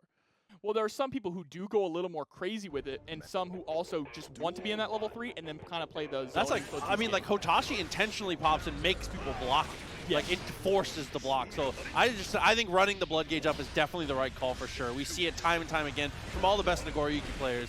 All right, there's that counter hit Beyblade in the corner. Going to go ahead and get the super. Should not break the wall here. He's going to get the 6H. Actually, the 5H. Okay. The 6H follow-up, though. Sunlight kind of behind on the blood gauge here. What a confirm there from Test Your Luck. Yeah, and Sunlight just locked down here, utilizing his own Beyblade to try and escape the corner. Oh. What a backdash. Double Fukio went for the throw, and I like the bet. But unfortunately for Sunlight, even if that throw connects, he's going to pop. That is a lost situation for sure off that double Fukio. All right, able to catch the backdash there with the Beyblade, pushing him all the way into the corner, but no fear. Sunlight pressing that 5P to escape, and we're already going coast to coast. It's a lot different right now. Sunlight on the offensive. Ooh. Okay. Yeah, just delaying that close slash for so long, able to get the pickup, but a counter hit 6H. That's it twice. Seeing the follow through. Nice clash in the 6P. A genius level follow up there on the clash. Both in a pretty even blood. What a whiff punish there. Forced him to block it though. And he's going to spin the burst. I love that decision. Oh, but he Beyblades immediately. Was that a punish? No, it wasn't. Okay, but damn, Test Your Luck. What a call out. Yeah, and that's 2-0 already. Test Your Luck is up. Playing incredibly solid here. Sunlight is able to get things going, but Test Your Luck is just proving that he is one step ahead in that neutral game. Every time he gets put in the corner, he's able to get the right decision to fight his way out and confirm into massive damage. So many of these counter hit 6Hs are landing on point, and you cannot be eating those as Sunlight when you're on the offensive. Yeah, that and mismanagement of blood a couple times from Sunlight. Gotta shore that up. DP round start, goes from Fukio Beyblade to whiff punish, but Test Your Luck immediately answers with his own. The thing here is Sunlight cannot condition Test Your Luck, right? We're not seeing any conditioning at all, really. Test Your Luck is just pressing. And I don't mean that in a bad way. He is pressing. No, yeah, mashing in an endearing way. Yeah, exactly. And not even just mashing. He's like, all right, you're trying to force me to go into this situation. I'm just going to 6H on your approach. But right now, Sunlight doing a much better job here, getting his own wall break into the corner, going to get that OP and that positive bonus as well. This is going to be Clone Fukio for sure. Max blood available, has all the resources in the world, but doesn't go for the clone, throws his body first. He's going to take a super for it. He just let it rip. He just told him no. Just put up that stop sign of a super there, getting his own knockdown. Go for the Beyblade, gets whiff punished here, and Sunlight is able to take the round, so see what Sunlight can do with the lead here. EP round start, trade comes out, Test Your Luck comes out ahead. Actually a little too close. Oh, it's able to backdash and punish the close slash. And these two are just tossing each other back and forth into the corner here right now. That's not letting, neither of them letting them get away with anything. Nice backdash into the 5H there. And the full optimal punish. It's perfect, too, because he's guaranteeing that he's not going to pop his own blood. His blood pops there if he doesn't hit that. That's the only way he can get a full... That was, honestly, one of the smartest things that I've seen. That 5D was so genius. And you're talking about that 5D and how genius it was, which it absolutely is. But can we also talk about the moment that he got into the air for the dust combo? He DRC'd to make sure they stayed up there longer. Yup. So smart. At every turn, Sunlight Wow, that is just incredible. That is a highlight for Twitter for sure. Good God. Yeah, someone clip that. Please. The round start though, test your luck, and continue to apply a good amount of pressure here. Already pressed to the corner is Sunlight. And look at that risk gauge just building up, adding more damage to all of these normals. Come back to full screen here. Fukia forward once, has to go for the RC. There's the bite. And that whipped bar slash there straight into the 5P. That was a really interesting kind of frame kill, right? To make sure that the 5P was as meaty as possible. Absolutely, and now potential set point again here. VP's round start. I wanted to build Beyblade on Wake Up so I mean, normally Test Your Luck does go for Beyblade there. It covers a lot of the options for sure. All right, 2K2D with that decapitation as well. 6H. Goes for the low mix-up this time. That. It was Bite last time. Really informed mix-up there from Test Your Luck. 6H. Not a lot of time left here for Sunlight. And that trade working out so well in Test Your Luck's favor. He had to spend the burst. Chip is a factor here. Uh-oh, this is the opportunity, though. You've got to get aggressive. There's the DP. But you've seen him wake up super once. You have to be aware. Oh, he was not confident in the confirm there. But that's the thing is you have 50 against iPhone Eno. It was 25% trolling, 75% because this matchup isn't actually that bad. Eno has to run away the whole time, and if you're gonna play that runaway, you might as well play a different character to run from him, right? Goldlewis does have an invincible reversal with meter that will absolutely delete Eno if he churns it. The reason why I would argue Baiken would be better is because the parry is so good on the tinies of the Typhoons, right? But hereticMAGICMAN would know better than us here. Chat saying Baiken loses, though. I understand that. Okay, able to break the wall with the Fortismo. So far, hereticMAGICMAN said, what matchup? Yeah, starting off strong already. But the problem here is when Lyfull's able to get that knockdown, Eno does not really have much in terms of defense here, but a wake up 6P working out really well. Gonna go ahead and put Lyfull here in the corner. Okay. Nice backdash attempt. Good first. Oh, okay. Yeah, he tried to go for the 6-8-4 Behemoth Typhoon there. Is able to land it this time, and then goes for the overhead with the kill. Look at the chip though. He didn't even have to take the hit, but there we go. hereticMAGICMAN gets the jump back. Looks very strong in that first game. Yeah, it did look really strong. So one of the reasons why a lot of people would consider this actually pretty decent for Goldlewis is the fact that Eno does not really have many she doesn't have any reversal options, right? So being able to lock her down and just kill her off of 2 hits is incredibly strong. Also, his 5K and his 2K are really good for stuffing out Stroke the Big Tree. 5K stomping right on the ground and able to confirm that into Behemoth Typhoon as well. And his 2P is such a good tool for stuffing her trying to air dash at him. Okay, nice use of 5P there. Got the conversion, forces the burst out. Yeah, that super jump JD over the note there. Oh, but I mean, this is just, it's the double-sided stuff, right? I mean, Eno mauled Goldlewis for 2 games straight, and then Lyfull finds 1 touch, and that's just how volatile it can be. Absolutely, I love the early burst as well. Like you said, it's the snowball effect, right? You want to spend that burst early to make sure that you're the one who gets the first knockdown. Double overhead, very smart stuff. Heretic resets himself. The overhead again! Yeah, he caught him trying to backdash there. It's going to push him all the way into the corner. Oh my god, why does she have a command throw? Megalovania. Close the distance, FGC coming through with the raid, by the way. I hope you guys had a good stream. Appreciate you coming through just in time for some Goldlewis. People don't talk enough about how Eno has a command grab, bro. It's the highest damage we gotta talk in the game. No, okay. Couldn't deal with the double overhead. Breaks the wall with the Psycho Crusher. Good situation here for Heretic. That jump D, though. Okay, that's the one reversal that Eno really has there for Fortismo. But going to go ahead and spend the burst. Throws out the Pine Berry as well. Is not able to get the overhead, but gets the low afterwards. And that knockdown. Good amount of chip coming through. PRC. We've seen that mix-up hit about 1,000 times today. He actually didn't combo after that. Okay. He's able to take the round and take the game with that 2, tying it up 1-1. But after hitting that 8-4-2 Behemoth Typhoon, he absolutely could have comboed off of it. It's a 1-to-1. Lyfull bringing this back. Making it look pretty even here. And I agree. I mean, I saw people in the chat too, Yurikov coming through saying he thinks this is Eno favorite. I mean, I'm always up to. I love that the matchups are so close that we can have that. Right? And yes, sir, Demi Devil. I played Exit for 7 years, bro. Pineberry is giving me PTSD. Dash up, trying to go for the 2K. Gold burst attempt. I mean, I respect the idea. If that lands, you potentially just win the round. But unfortunately, now you're in the blender. No resources to save you. And that is a grip of damage on a big boy as well. That is not something you normally see from Eno. That much damage on a combo. Immediately gets the low as well. Oh my god, and got the overhead to follow up. A perfect coming through. The snowball continues to roll.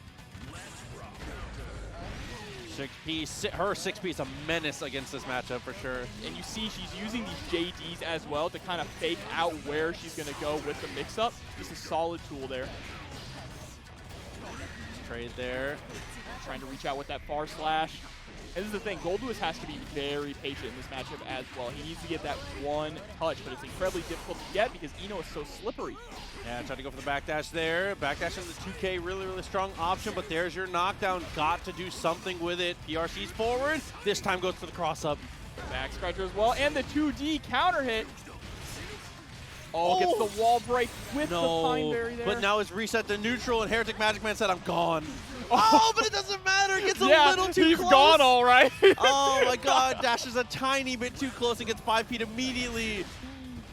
And able to get him with the really far side of that Behemoth Typhoon as well.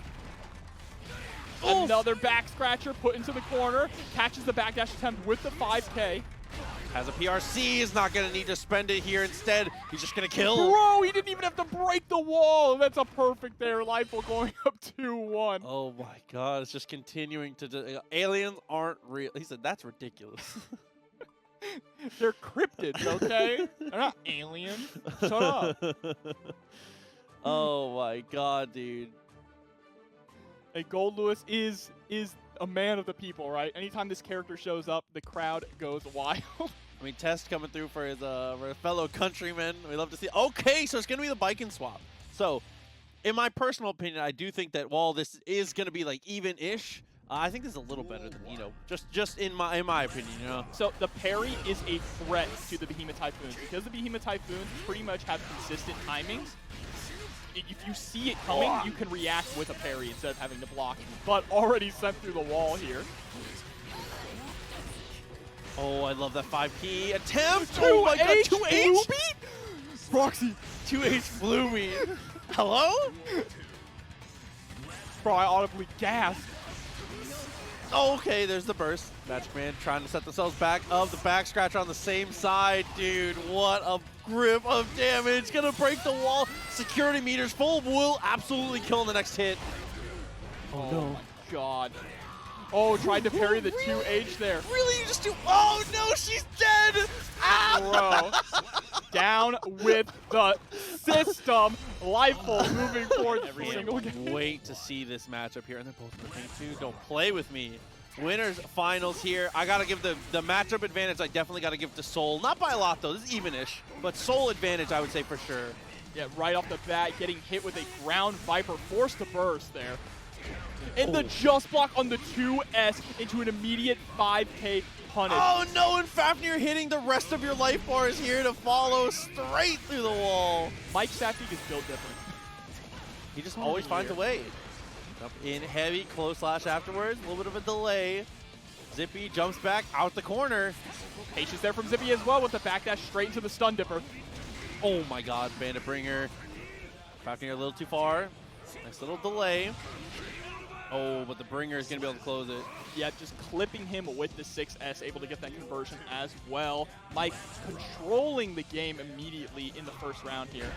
Zippy's going to have to make some changes, but so far he's just kind of getting run over. And it's not looking much better here as we get the jump. D loops into the baited burst. He's going through the wall with the Tyrant Rave. Not quite enough to kill, but he is on a magic pixel here. You're going to see the safe jump. Oh my god. Okay, that was nasty. You have to remember that is an overhead as well. Yeah, absolutely. Heavy fireball in neutral, not an option against Soul. It doesn't matter the spacing. It doesn't matter how much. The only way it's an option is if you have meter as Kai and you're willing to spend it. Because when you immediately start that heavy fireball, he's going to lay on the ground and start sliding at you. Yeah, and Zippy's going to have to keep that in the back of his mind now because right off the bat, that was the very first one, and Mike immediately... That was not the first heavy fireball. That was the first grounded fireball. And it was like reflex from Mike instantly to immediately do that. So Zippy really needs to lean a little bit more into his buttons and not his fireball game. I do respect using the fireball a little bit though, because you have to keep it an option. You have to like respect it as a mix-up option. It's just the heavy one is not going to be it. If you don't have 50 meter to cancel, it's just not worth the risk. All right, Zippy finally able to get some work going here, pushing Mike here into the corner. And those are the situations where you need to use the fireball. You need to mix it up as a poke, right? Yes, agreed. You do not want to throw it from too far away to give Soul time to react. Yeah, think Ryu for sure. It's just a normal, an extension of your body. And right now, Zippy is, this is looking the complete opposite of the last game. Zippy is in total control of the pace of the match right now. 5K for the OTG, jumps up grounded here. Just trying to catch him pressing there with the frame trap, but one clean hit is all Soul needs to turn this around. And Zippy's going to want to take this round without having to spend but might have to. Mike tries to bait it here. Tries to bait it again. Zippy continues to hold on to it. And the health is just whittling down right now. Oh no! And Zippy actually, nice burst. He actually lives off the burst. Amazing burst timing. And the fun dipper. You know Zippy is not happy about that round. No, you did not want to get out of that with your burst gone. I mean, Mike absolutely could have won the round here, but good stuff to get the burst out. All right, but now Mike pushing the offensive really hard here. Zippy trying to jump over the gun flame, but unfortunately landing right on it and getting put right back into the corner. Not content to just hold these far slashes. A2D. Oh my god, that just block was incredible. Mike went for the throw, is able to get around it. Dude, shouts to Dandy Kitten, by the way. $10 contribution to the match arena. Oh, thank you. Jesus. Oh my god, the frame trap there. With the Sacred Edge. And then jump S to be able to answer immediately. Zippy. Zippy's use of Sacred Edge has been kind of fire tonight. Yeah, I mean, there's not a lot of Kais that I think use it super effectively. I mean, the two that come to mind are like Zippy does it pretty well, and I think that Flash Metroid also is very good. Yeah, they're the two main ones. But Flash Metroid uses it like full screen punishes. Like, he'll be like, I bet you're going to whiff and just rip it, right? He uses it like Baiken's gun. Yeah, exactly. I mean, Zippy more is using it, like you said, that was just like a clean frame trap. Shouts to Wish Crab coming through as well with the $5 contribution to the match arena. Wish Crab, thank you. Thank you so much for the support, guys. We really appreciate it all. Helping the players out with that match arena. Yeah, 100% of the match arena funds go to the players, so make sure if you're interested in supporting the players, you guys keep that up. Thank you so much, guys, for all the support you've given already. As Zippy kind of rushing Mike down right now. I say it all the time. Mike is playing his best when he's playing fast and loose. I'd like to see him be a little more aggressive with his options. Great 6P there, though, pushing towards the corner, and the counter hit 2H gets the conversion as well with a heavy stun edge. Zippy looking really strong now. That was a hell of a confirm. Still has burst available too. Bar slash. Yeah, I want to see Zippy utilize that 6P a lot more, and Mike nearly made him explode. Didn't hold it quite long enough. Yep, punish. Even if it's not a punish, it's just a great option. Oh, I love the PRC to chase him down as well. Oh my god, had to burst. Mike is getting kind of crazy throwing out these raw ground Vipers with no meter to back it up. I gotta say it though, like I said, Mike plays his best when he's playing fast and loose. I really like to see him be aggressive. When he's playing confident, he's playing his best. Mike's greatest strength is that he's willing to make choices fast, and he's even if it's the wrong one, he'd rather just make the choice. And it's situations like that when they are nearly one hit away. I gotta hold my breath. Okay, so Mike's able to take the round, but it's situations like that where they are one hit away where sometimes it's just not worth it to go for the burst bait. Agreed. Go for the 2D, a little too far. 2S, nice block strings here. Zippy, yeah, absolutely had to burst. And one thing you're noticing a lot is when the match is going like at a slow pace, Zippy is in total control. Mike is excelling when he's able to make it a scramble. That's where Mike really excels. That's where Soul excels. We talked about that earlier tonight in Green Duck's match. Soul is so good at dominating these scramble situations. Yeah, there's only like one or two characters in the game that are looking to engage in slow, calculated footsies with Kai. Soul is not on that list. No. Like you've got to make it aggressive here. Zippy is 2-1 now. Mike, and part of the problem is that Zippy is adapting to Mike playing more aggressively really well. 2 DPs were thrown in that round. In that final 2 rounds, Zippy threw 2 separate DPs. So, like, even though Mike is starting to lean into those more aggressive options, Zippy is reading them as they're coming out. Yeah, Mike wants to make this scramble so he can land that one good 5K and do a massive damage off the combo. Oh, no! my God. Oh, Mike. And these placements of the heavy stun edges are really on point, too. Mike's not able to reach. Oh, frame trap again, but he's able to block this time with the dash up FD. And the really good part is even if he blocks that, it does a good chunk of damage because Soul is already in shock state, and then it reapplies the shock state. It's a really solid tool to just steal your turn back. Absolutely, but this is a lot of damage coming through. Gunflame into the pressure again. It's able to just instant air dash out. How does he keep escaping like that? He makes it look very easy. He's just threading the needle here right now. And he keeps moving forward to contest Mike, and he is on set point right now. Every single time he ends a block string, he starts dashing forward again. Oh, I love the little shimmy into the 5K. There's a nice 2S though from Mike. That is what I want to see from Mike, though. Able to land that far slash into the gun flame just to buy a little bit of real estate, but there's the people's elbow. Put him back on his feet. Gets those plus frames as well off the shock state on the Food Ray arc and the wall break as well. I love holding on to the meter here. You're about to build up 100 meter. Next touch will absolutely finish him off. +4, catches the backdash. And that's Mike! No, the burst! He built up just enough burst at the last possible second. Max meter, though. And the fast RC into the 2P. We've been seeing Zippy go fast RC 2P all day just to maintain pressure. And this top-level players here, so we're going to see how this works. Getting that 99-second situation. Lyfull playing incredibly patiently. Goldlewis still does not want to contest a round start. That's the really difficult position. He's able to get the knockdown.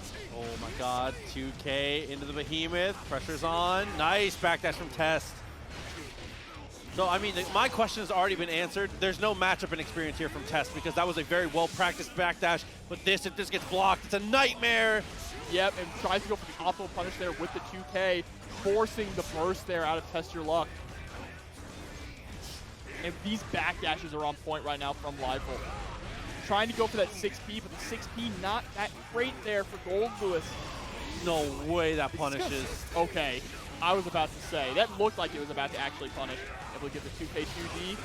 Not enough to kill, though. RC's forward and gets the fast dust. I will say one part of grace here for Goldlewis is that he can make a few more mistakes than most of the casts. Agreed. Being a big body and having a lot of health, he can afford to take that damage. All right, second time in a row, Test has backdashed that attempt at a meaty situation here. Lyfull got to start answering that or he's going to continue to get away for free.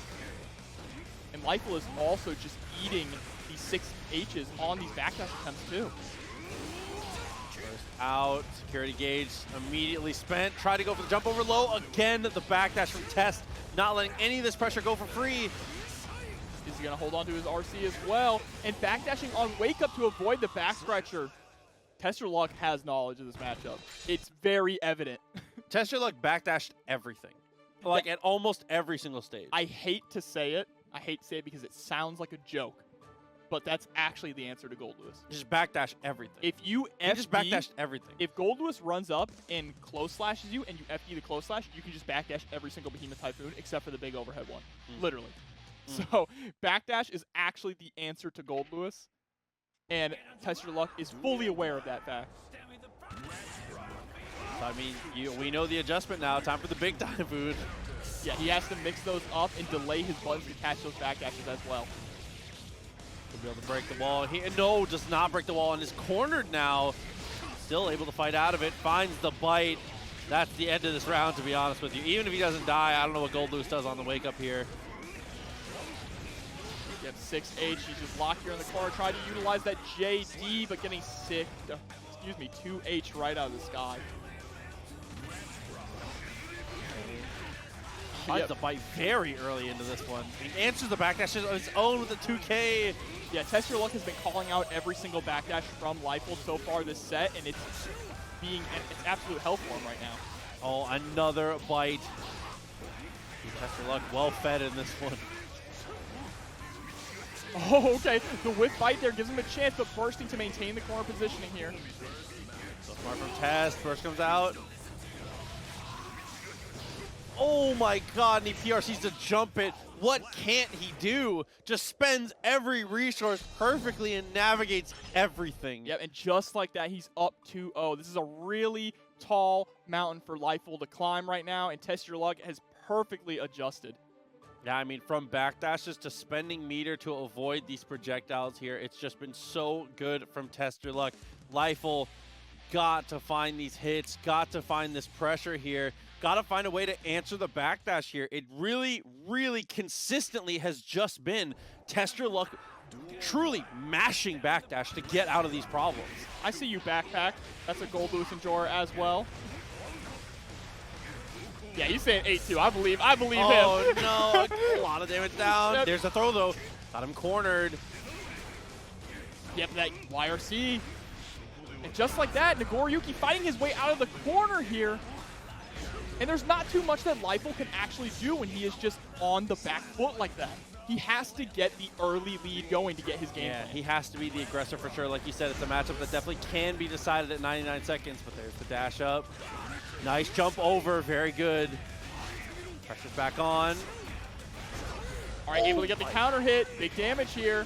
He's going to hold on to the meter. I agree with that decision. Though it actually might have killed if he wanted to do that. I think it would have, but that's no way that combos. No, it doesn't. Are you kidding me? And that's the one chance that Test Your Luck needs right now. This is heartbreaking. Has not burst like available, goes backwards, but max distance. Oh my god.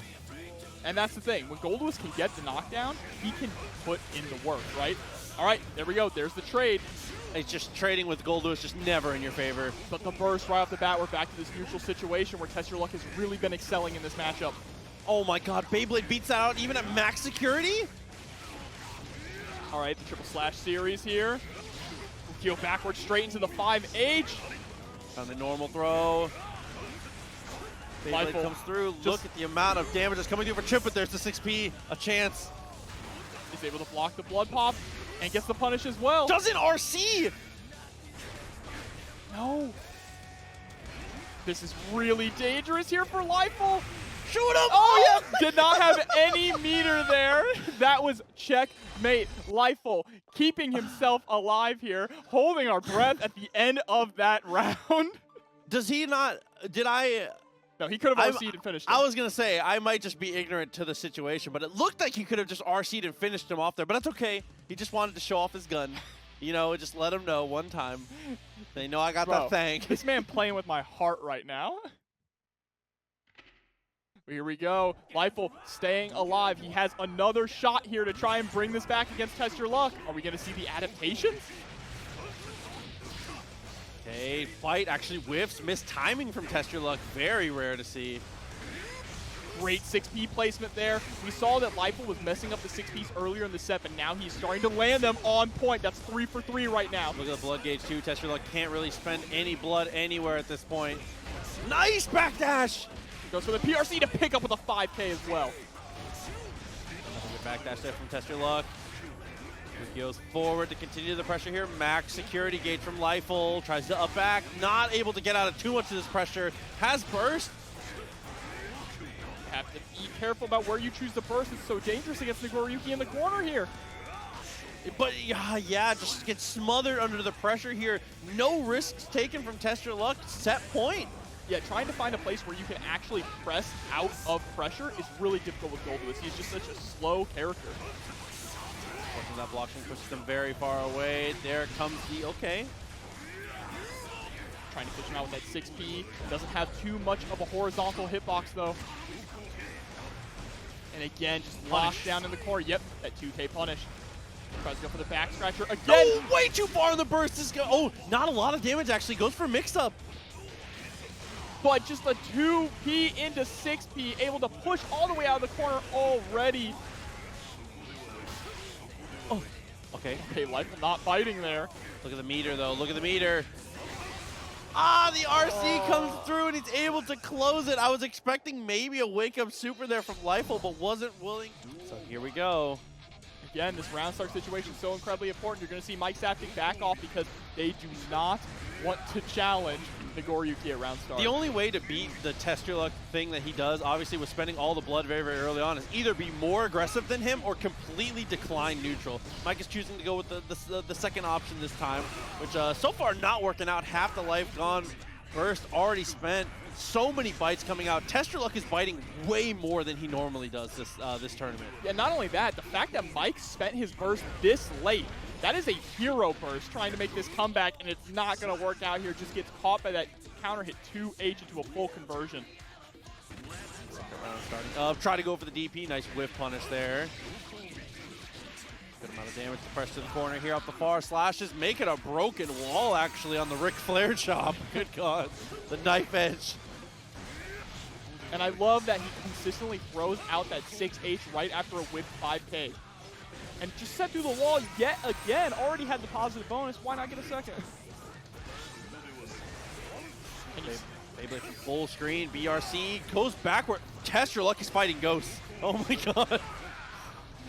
He's not worried. He has nearly full health here. He's just going to let it rip, and if it hits, and he wins, right? Yeah, but you can't be too risky against Soul here. He's got you in the corner now. This is actually a big opportunity for Mike. Test your luck going to hold on to that burst there, but now we're back to this neutral situation, and this is incredibly dangerous. Oh my God, and he blocks the burst. Oh my God. I cannot believe Mike just made that comeback. Listen, Test Your Luck messed around a little too long, and he found out. From a pixel of health to take out a full health Nagoriyuki, that is absolutely insane here. Mike riding this momentum straight into the next round. Already has Test Your Luck in the corner, but a 6P going to put us back to neutral. Yeah, 6P did a great job stopping the Fafnir here as he continues to find these gun flames, tries to shimmy out afterwards, but Test Your Luck's patience really pays off as he finds the far slashes afterwards. Okay, fast PRC into the command throw. Looking like Bean out here. Yeah, there's that double jump into the Bandit Bringer, the Mike Saftig special from the corner. Oh, nice trade. At 5K, 6H, does such a grip of damage there, and Mike, getting clipped by the 2K. Yeah, was holding that FD, was trying to stay as passive as possible in that scenario. Test your luck. You gotta watch your ankles. Smell blood in the water, we'll say. 1-0. Is that a joke because he's a vampire? Listen, I mean, like, kinda. That's a very low effort vampire joke. I'm sorry. See it from you, I'd like to formally apologize to everyone involved. That was not my. It was not my. It's all right. I forgive you. Yeah. Okay. 1-0. See if Mike can bring this back. Mike had full control. Mike was doing everything right, and Test Your Luck did not. Hold on, chill. 6P. 6P actually was the answer. It feels like. Absolutely, but we're not seeing too much 6P here from Mike either. There's a nice conversion, though, picking up with the 5K, pushing us back to this neutral situation mid-screen. 2S. Test Your Luck already in the corner now. Yeah, force the burst out, try to go for the shimmy. Test Your Luck has not fallen for a single one of these shimmies. Mike has to mix in the throw first to scare him into that. And Mike's dash blocking is so solid. He ran literally just a couple steps, immediately able to block that 5K from Test Your Luck. Here we go. Tyrant Rave send him through the wall, going to get this safe jump as well. There we go, instant air dash, heavy slash. Only got one hit of it, goes straight into the low. Test Your Luck, going to hold on to the burst here. In Dust We Trust, and he has a pixel of health left. Nagoriyuki is not out of this. Just needs one more touch. Oh my God, that was an attempt at a Volcanic Viper. You saw it coming out. Okay. He's able to see the frames there. Bro, but from one pixel come back to another here. Test Your Luck is in a great position. His interaction is going to decide the fate, though. Oh, he whiffs the 6H and then blocks the burst. Disaster at every single turn. Mike, what a way to capitalize. It's so important to always remember, mistakes aren't mistakes if your opponent doesn't punish them. Mike makes him bleed for it. And able to actually get the burst out of Test Your Luck as well. That is such an important win there for Mike. Oh, but a bad 6H into a bad instant air dash here. Test Your Luck, the blood pops, but Mike content to just kind of chill. And Test Your Luck able to actually combo it as well. Oh, and the DP out of it. Then waking up into an immediate 6P. Okay. Oh my god, the patience here from Mike. Look at this, the run-up throw, still alive.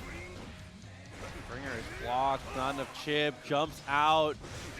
Trying to reset himself here, nice burst. Unfortunately, but there's a pixel of life left. Anything, Mike. And he gets the fast dust to close it out. Oh my god, 1-1, dude. Truly in a back and forth fashion. I hope that my prediction is wrong because I would love 5 games of this. Oh my god. These guys consistently go to game 5. That's why I had to throw out that prediction there. But yeah, that final burst there right at the end for Test Your Luck. I do agree, that probably was a panic burst. He wanted that round so bad. It had to have been. I mean, you get, everyone does it, but I will say, that's one of the first times I've ever seen Test Your Luck do something that looked a little nervous. He is normally like the ultimate soldier of composure. Like that is like the standout thing to me for Test Your Luck. His obviously tech skill is amazing. His knowledge of the game is great, but he is like a stone wall when it comes to that mental. We see it so often. That's why he's so good at coming back. And that's where Mike needs to exploit the cracks in that stone, right? Has him locked down in the corner right now. Kind of nasty. Okay. 2H twice in a row. Good amount of damage here. Tries to go for the fight. It does not work out. Oh, not quite on the clean hit DP, though. Just a little too far away for it, but the fast RC into the low. That all comboed? No shot that all comboed. Hell yeah, brother. Over 5K. Not too much else. Fast RC is blocked. Mike's defense is transcendent. And you see he has the awareness there that Test Your Luck is sitting on level 3 blood, and he has the range. So he'll move forward just a little bit to try and get him to throw out that 5H. That, and last time these two played, Mike did Grand Viper under 5H a couple times, so I think Test Your Luck is thinking about that too. You gotta remember that is absolutely an option. Oh my god, the second hit of DP starter, but it drops! And then a whiffed bite! Right into the clean hit DP. Gonna use that Fafnir to get the OTG and get those plug frames as well, and shimmies him too. Finally, the shimmy works out. All it took was one throw to get that started. Looked like he might have been trying to go for the block there. Twice? On the first. Twice? Mike! He said it didn't work the first time. Let me just do it again. And Mike Saftig taking game 2. With no regard for his own personal safety or those around him. Oh my god, dude, twice in a row. And the first one he just does raw, doesn't even RC, didn't think about RCing it. He said, whatever, I'll just do it again, it'll be fine. That's that Soul brain, right? When you were playing a character like Soul, you have to sometimes just throw those out. Let them know. Let them know it's coming. 2-1 here, Mike on set point now. But like we said before, Test Your Luck out here with the Wong factor. You push him into a corner and he just gets stronger.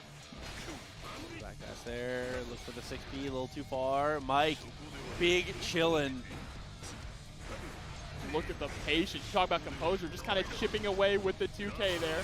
Oh my god, and Gold Burst is actually so impactful in this matchup here, but Test Your Luck is not going to look to let it be a factor.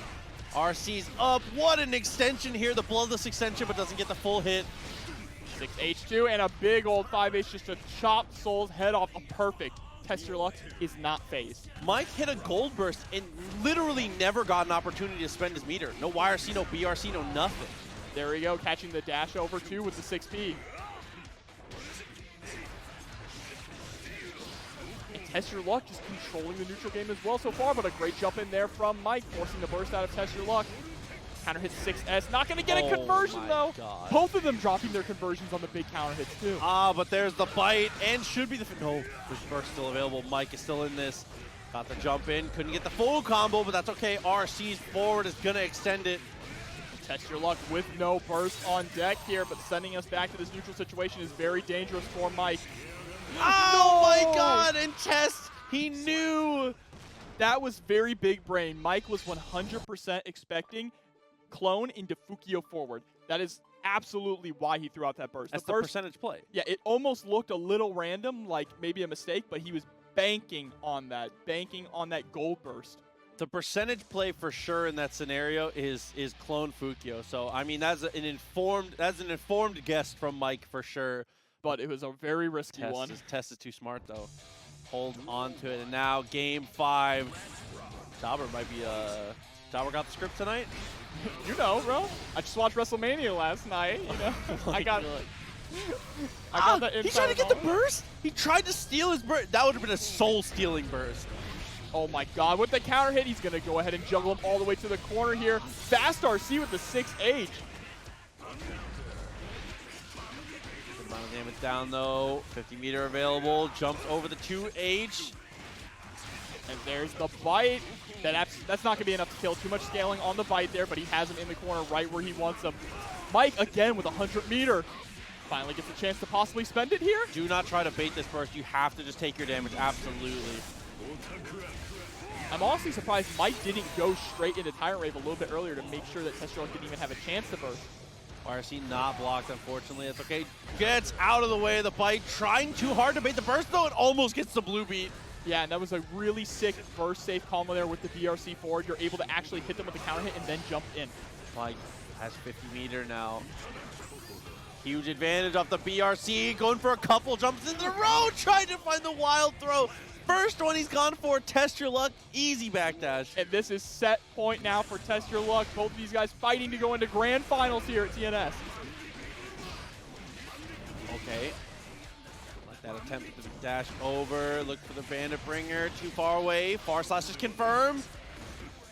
Fukio's into nothing. And the Mike Saptive classic. Dash out of the corner, straight into Bandit Bringer. Oh my God, what a DP there, Mike, so smart. Get pushed into the corner, just a little too heavy to actually get the full dust loop combo. Slash into nothing. Delays, trying to whiff punish that 2H. Test, gotta be careful about how you swing that. We're one hit away, and we are going to a final round between these two guys. I told you, Proxy. Final game, final round. Star DP, Mike, please talk to him. Oh no, it would've worked! He's not that crazy, okay? Able to catch the backdash there with the close slash. Test your luck off to an absolutely massive start here. Positive bonus is gonna rack up the meter pretty quick here. That's an absolute punish. Try to go for the bite, not gonna work out. Mike, anti-air 5K. He's gonna catch the backdash with it. Absolutely does. I don't think it's enough to kill. I think he's just a pixel. He's still alive, but not by a lot. Has a burst, has the meter. And he not takes gonna get to spend any of it. 3-2, Test Your Luck over Mike's active. So round start, obviously. Please don't attack Nagoriyuki. Take a second for yourself, take a deep breath, do anything but that. He's gonna Fukio backwards and give you some of the space here. So Zippy, Zippy, one of the things that has gotten him this far, defense wins championships. He's been blocking so patiently and putting out the DPs on that active defense so well. And already showcasing how patient he can be. Just not willing to press there. Getting bit though, and that is the thing. When you are overly defensive, Test Your Luck is immediately recognizing that and capitalizing on it with the bites. Oh, clone almost worked out. Couldn't get the punish though. Dashes up, found the hit and the knockdown. This is big for Zippy. Gets the rub throw as well. Gonna get the heavy stun edge Oki. The whiff throw actually doesn't get punished for it. Oh my God, that DP didn't get the combo though. I think he was in shock state, so I do think that should have comboed. I think that's just a drop. Again, wow, actually challenging at round start. I respect that. 2S. Blocks the Beyblade. It's just holding FD. Like the choices a lot, just trying to mitigate that chip and get yourself back to neutral. And he makes instant air dashing out of the corner look so easy. Oh, but a very badly placed burst there is going to allow Test Your Luck to get the big advantage, pushing him all the way to the corner. Love that burst just for positioning. Oh, and finally the first person to answer that attempt to instant air dash out. With the tip of close slash as well. That was maximum height close slash, DPing right out of the dust. BRC forward, 2P, nice little delay. Got the throw, still in this. Couple hits away. That pushes you way too far though. Unfortunately, I do like the idea to frame trap there, but specifically frame trapping with the special move pushes you too far away. So if it doesn't work, you've just completely thrown your advantage out the window. Unfortunate from Zippy. Just doesn't work out. Yeah, not only that, he's been really trying to lean into close slash or any other button into a delayed 6H, but Test Your Luck has not bit at all. He is not willing to press. So he needs to try and figure out something else, try and steal some turns back, maybe go for some lows, some overheads, or that strike throw game that Kai is very solid at. If he's gonna stay grounded and block nonstop, you might as well try and whip that throw as many times as possible. At least make the throw be an option so that you can catch him with those back dashes, which is something that Zippy has been pretty solid at. But that's a great jump out of pressure here. Force the burst out from Test Your Luck. Blocks there, 2K2D, applies the shock state, but loses the turn. PRC way too slow. I mean, a delay is good, but that was a rather large one. And this is the thing about Kai. One of his downsides is he doesn't have too much of a mixed game outside of his strike throw game. So a lot of players don't feel too threatened when they're being blocked by, when they're blocking him, right? And that is something Test Your Luck is already showcasing. He is content to hold down back because Zippy has not shown that he's going to do anything else. Yeah, maybe a tap does something. Throw though, try to go for the step, does not work out. Nox coming through, my homie Ryan, 13 months. Hope you're doing well, bud. All right, the 2K2D straight to the heavy stun edge Oki here. And it kind of gives away the turn. I mean, it's working out to apply shock and stuff, but it's absolutely giving away so much pressure on trying to frame trap specifically with that class. Yeah, and there's the burst, but immediately landing into a close slash. He's able to finally get the people's elbow there. Huge punish coming through. Actually is dead if he RCs. And into Ride the Lightning. Okay, Zippy, that was a full combo, too. From the heavy stun edge all the way to the Ride the Lightning. Do not let the blood get too high. That is going to happen every single time. Zippy's so consistent with it. But there's the throw finally answering. Not letting him get away with that bite. And is actually able to get the counter hit there with the frame trap, but forces the burst immediately out of Test Your Luck. All right, 2K2D. Ooh, trying to go for the 2S again, trying to catch that backdash here. Test has been killing everyone with backdashes all night tonight. Look at the amount of damage that Zippy just took off of one misplaced stun dipper. That is the one downside of stun dipper. You have to have it perfectly placed, or you're going to lose like 50% of your health against a character like this. Breaks the wall with the Vapor Thrust here, positive bonus. This patience here from Zippy is just so unbelievable. He is so willing. Oh my god, the frame trap we see again. But it actually ended up being a trade in Test Your Luck with the Fugio forward into Bite, taking the second game here. 2-0 already over Zippy, threatening a reset now. Honestly, the craziest thing from Test tonight has been, honestly and truly, he has been biting like 4 to 5 times more than we normally see from him. I feel like he is not a command grab happy a Nagoriyuki normally, and he has just kind of melded his style to make this work, and it's been incredible. Yeah, absolutely. It's pretty wild here considering Zippy did so well earlier on. KMC Hurricane trying to will the reset. I respect that a lot, man. Really hope you're doing well, bud. 23 months, almost in that 2-year club. Nice contest there to break out after the clone pressure. Blood gauge very high now. He Fukios again.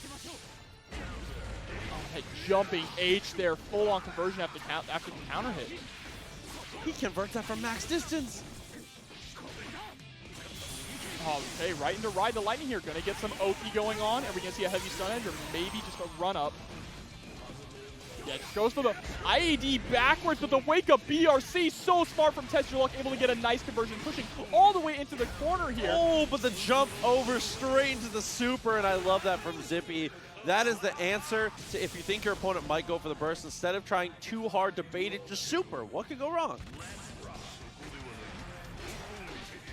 All right, getting clipped at 2K2D, but the wake up DP. He even went for Bite.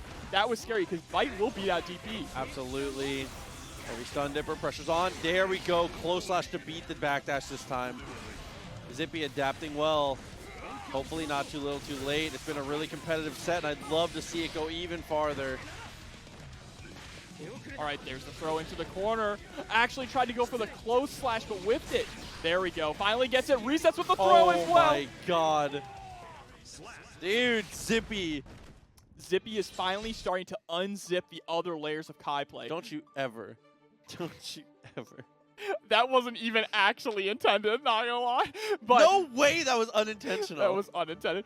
But he is starting to really open up more of this Kai play, right? So you have not seen him actually go for the close slash OTG in the corner really at all tonight. Now he's finally starting to go into it. That is the mix-up of, is Kai going to throw out heavy stun edge? Is he going to go up and throw? Is he going to go for the low? Is he going to go into the air? It is Kai's strongest mix-up that he has.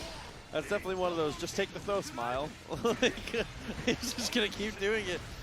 Flashing the FD a little bit here, just trying to buy that advantage. Nice 2D. And just staying outside of this 5H range as well. Zippy's real strength is not only his patience, it is really his spacing. His spacing is impeccable. Nice blocking again, though. Oh, but that's a lot of damage. That's a lot of damage, just running straight into that 5H. I love this too, not dropping his combos to try and bait burst here, just taking what he's given. All right. Oh my god, Fukyo's forward! Wow. And we've seen that a couple times where he just whips DP and gets blown up for it here. Oh, just gets tossed into the corner here. That was a punish too, it might have been a DP attempt. And he's not scared, he just throws out yet another DP. And yeah, you see he's ending these, oh my god, steal your turn back with the DP. Why not? There we go, starting to lean into it, goes for the overhead this time and gets the counter hit. Wall break as well, ride the lightning. Still alive though.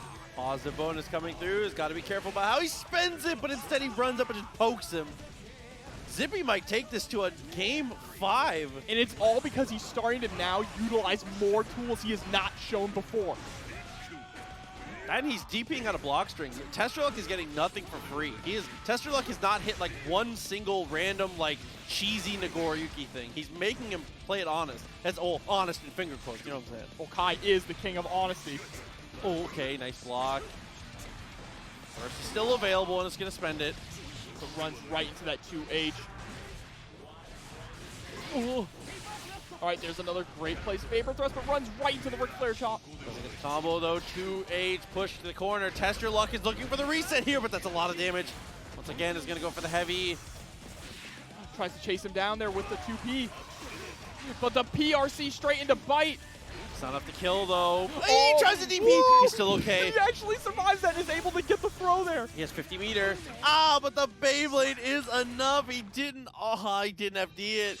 testyourluck is gonna get the reset here, 3-1, and we are headed to a second set.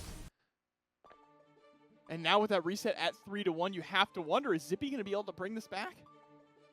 I mean, all of these games are very, very close, regardless of set count, regardless of score of the actual games.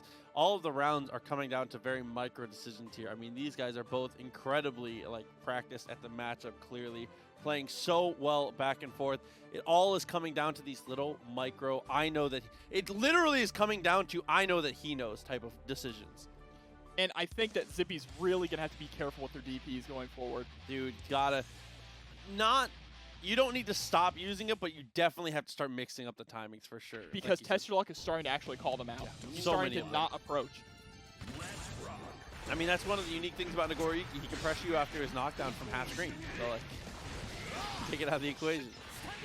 That is a great point, Demi Devil Queen. It does feel like Zippy is absolutely on the cusp figuring this out, too. Knockdown, dash up, catches the backdash. That was the hardest call out for a backdash I think we've seen. And that is a really solid thing that a lot of great Kai players lean into with Fujoy arcs. It is not just good for moving forward, it's good for catching backdashes and catching throw attempts because it takes them off the ground. Heavy fireball, looking for the chip. Tap 5D. First time we've seen it this set. And it's crazy to think that Zippy has been doing so well without utilizing a lot of these tools that you see Kai players use. He's been saving them until he absolutely has to pull them out. And starting to really play this neutral game here with testyourluck as well, leaning into that fireball, as a, like you said, as a poke. Okay, good string. Dash up, try to go for 2S again, is trying to catch that backdash, but look at the risk gauge here. Anything will absolutely delete him. And the 2H starter absolutely got a burst. And that burst actually going to be able to put testyourluck into the corner as well. No way. That's no way. Absolutely a punish, and he's going straight through the wall. That is a hard knockdown and positive bonus here for Zippy. but he wakes up with his own throw. Test is not afraid, and he whiff punishes with the 6H. He's gonna get the kill. Okay, that was godlike for Test Your Luck, but also Zippy is a madman waking up with 5D. Hit him with something they've never seen before. Heavy fireball. Able to answer the Fukio forward there with the back throw. Reversal timing there on the Beyblade too. I like the idea. Hit this time. Confirms the far slash. Gets a lot of blood back. Here we go. Just this patience. Just jumps out of the corner, not even trying to fight their way out. They're willing to just slowly escape, right? Nice knockdown there. Applies the shock state. You cannot jump at Kai. The elbow, ever vigilant. All right, that burst, forcing it out there, trying to run up with the far slash. Oh.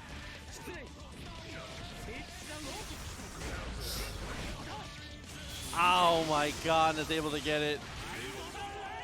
Very nice. Again, dude, Zippy takes the lead this time. Buffalo, you already know. Of course. We have to use the tech on commentary, right? But yeah, Zippy starting off incredibly strong here. It felt like a different person right now, right? He started to bust out more tools that we didn't even see in the first set, specifically that fast dust. Working out so well. Dude, 1-0. Zippy taking the lead. Test, as we've always said, we say it every time. Test is incredible on the ropes. He definitely, he fights off the ropes with the best of them. I don't know. Zippy's throwing haymakers that I don't know if he's gonna have. I don't know if he's gonna have time to be able to adjust fast enough. That is true. He's only got 2 more games. Zippy just needs to take 2 more, and that is it. Bro, we want to see a Dragon Install too, but I talk about Dragon Install so much, and I wish people would use it more. And this is actually a matchup where it's good. It's just so particular and almost never worth it. Like, the situation where Dragon Install is worth it is so niche, but when it happens, I'll jump off the table. Yo, Zippy, if you hear that, do it. And there's a bite early on here from Test Your Luck. But the jump back straight into the stun dipper here from Zippy. Got the knockdown again, jumps up, far S into heavy fireball. Zippy has just, he's picked a hell of a lot of options, and they just all have been exactly right. He gets the tech! He's just chasing Test Your Luck down right now, not giving him any room to breathe. Okay. Nice block. And he backdashes, he said, get me out of here. You see, he shimmies at that range there because he wants to see him with a normal that he can punish with Stun Dipper. That is what he's aiming for. Or that 5H which he can just IED and punish it. Oh my god, dash dipper, fake the throw, heavy fireball, jumps over it but can't get all the way over it. Nagoriyuki too thick, bro. Oh, he actually challenges that round start and trades with the DP there. Oh, too far, but the Stun Dipper actually was spaced perfectly on the drop. And Zippy always, he consistently is just walking backwards. He will walk himself all the way to the corner. It does not matter. He wants Nagoriyuki to whip those normals. 6B. Tapping that FD, got the throw. Hesitation from Test Your Luck, rare, but it happens. Oh, Test Your Luck actually trying to bait out the burst there. Good burst timing, though, from Zippy, pushing him all the way back into the corner. Oh my god, what a whiff punish! He's got Test Your Luck afraid to 5H. Because he's been consistently jumping over it, doing the IAD and punishing it. And with the bite coming through, losing his blood, Test Your Luck loses that footsie advantage here. And that is 3 for 3 on throws and Fukio forwards. And that time he's able to time the 2S correctly here. Zippy has pushed Test Your Luck to the limit, 2-0. We are 1 game away from a brand new TNS champion. We have been saying it every week. Who can dethrone Test Your Luck? But do I even have to say it at this point? If you guys are normal TNS watchers, you know the deal. Test Your Luck is his best when the other player has 2. This is where he speeds up. This is where things normally go astray.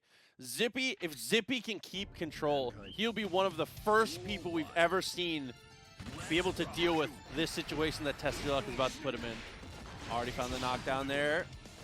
This time the patience too. But Zippy actually winning out. Someone just Senkai boost. Shut up. Okay, able to go for the DP. Leaning back into that DP now. I like that. Had to spend the meter.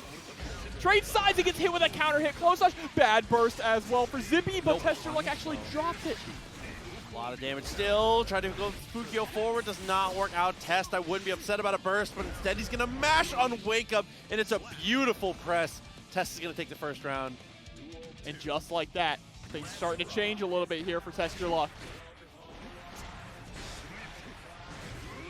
Look at this, the way that this pressure is structured right now, too. No, seriously. Yeah, Backdash made him whiff. I love the idea of throwing out the clone there and then following it up with the bar slash with a 5H, but here we go. Zippy, this time Zippy gets tossed into the corner by TestYourLuck. Bite straight into the RC. We're going to get that wall break. Two 6H's here. Is going to delay. Throws him out of the second hit of Stun Dipper, and he's blocking the super. And this is what I'm talking about.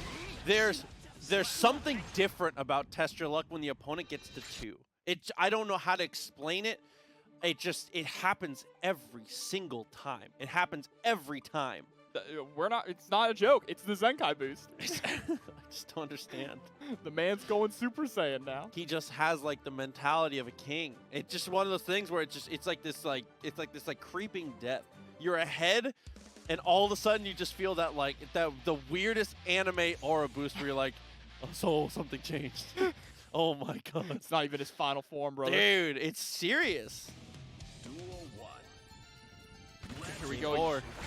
Oh my god, what a counter hit there at round start. And he resets for the bite.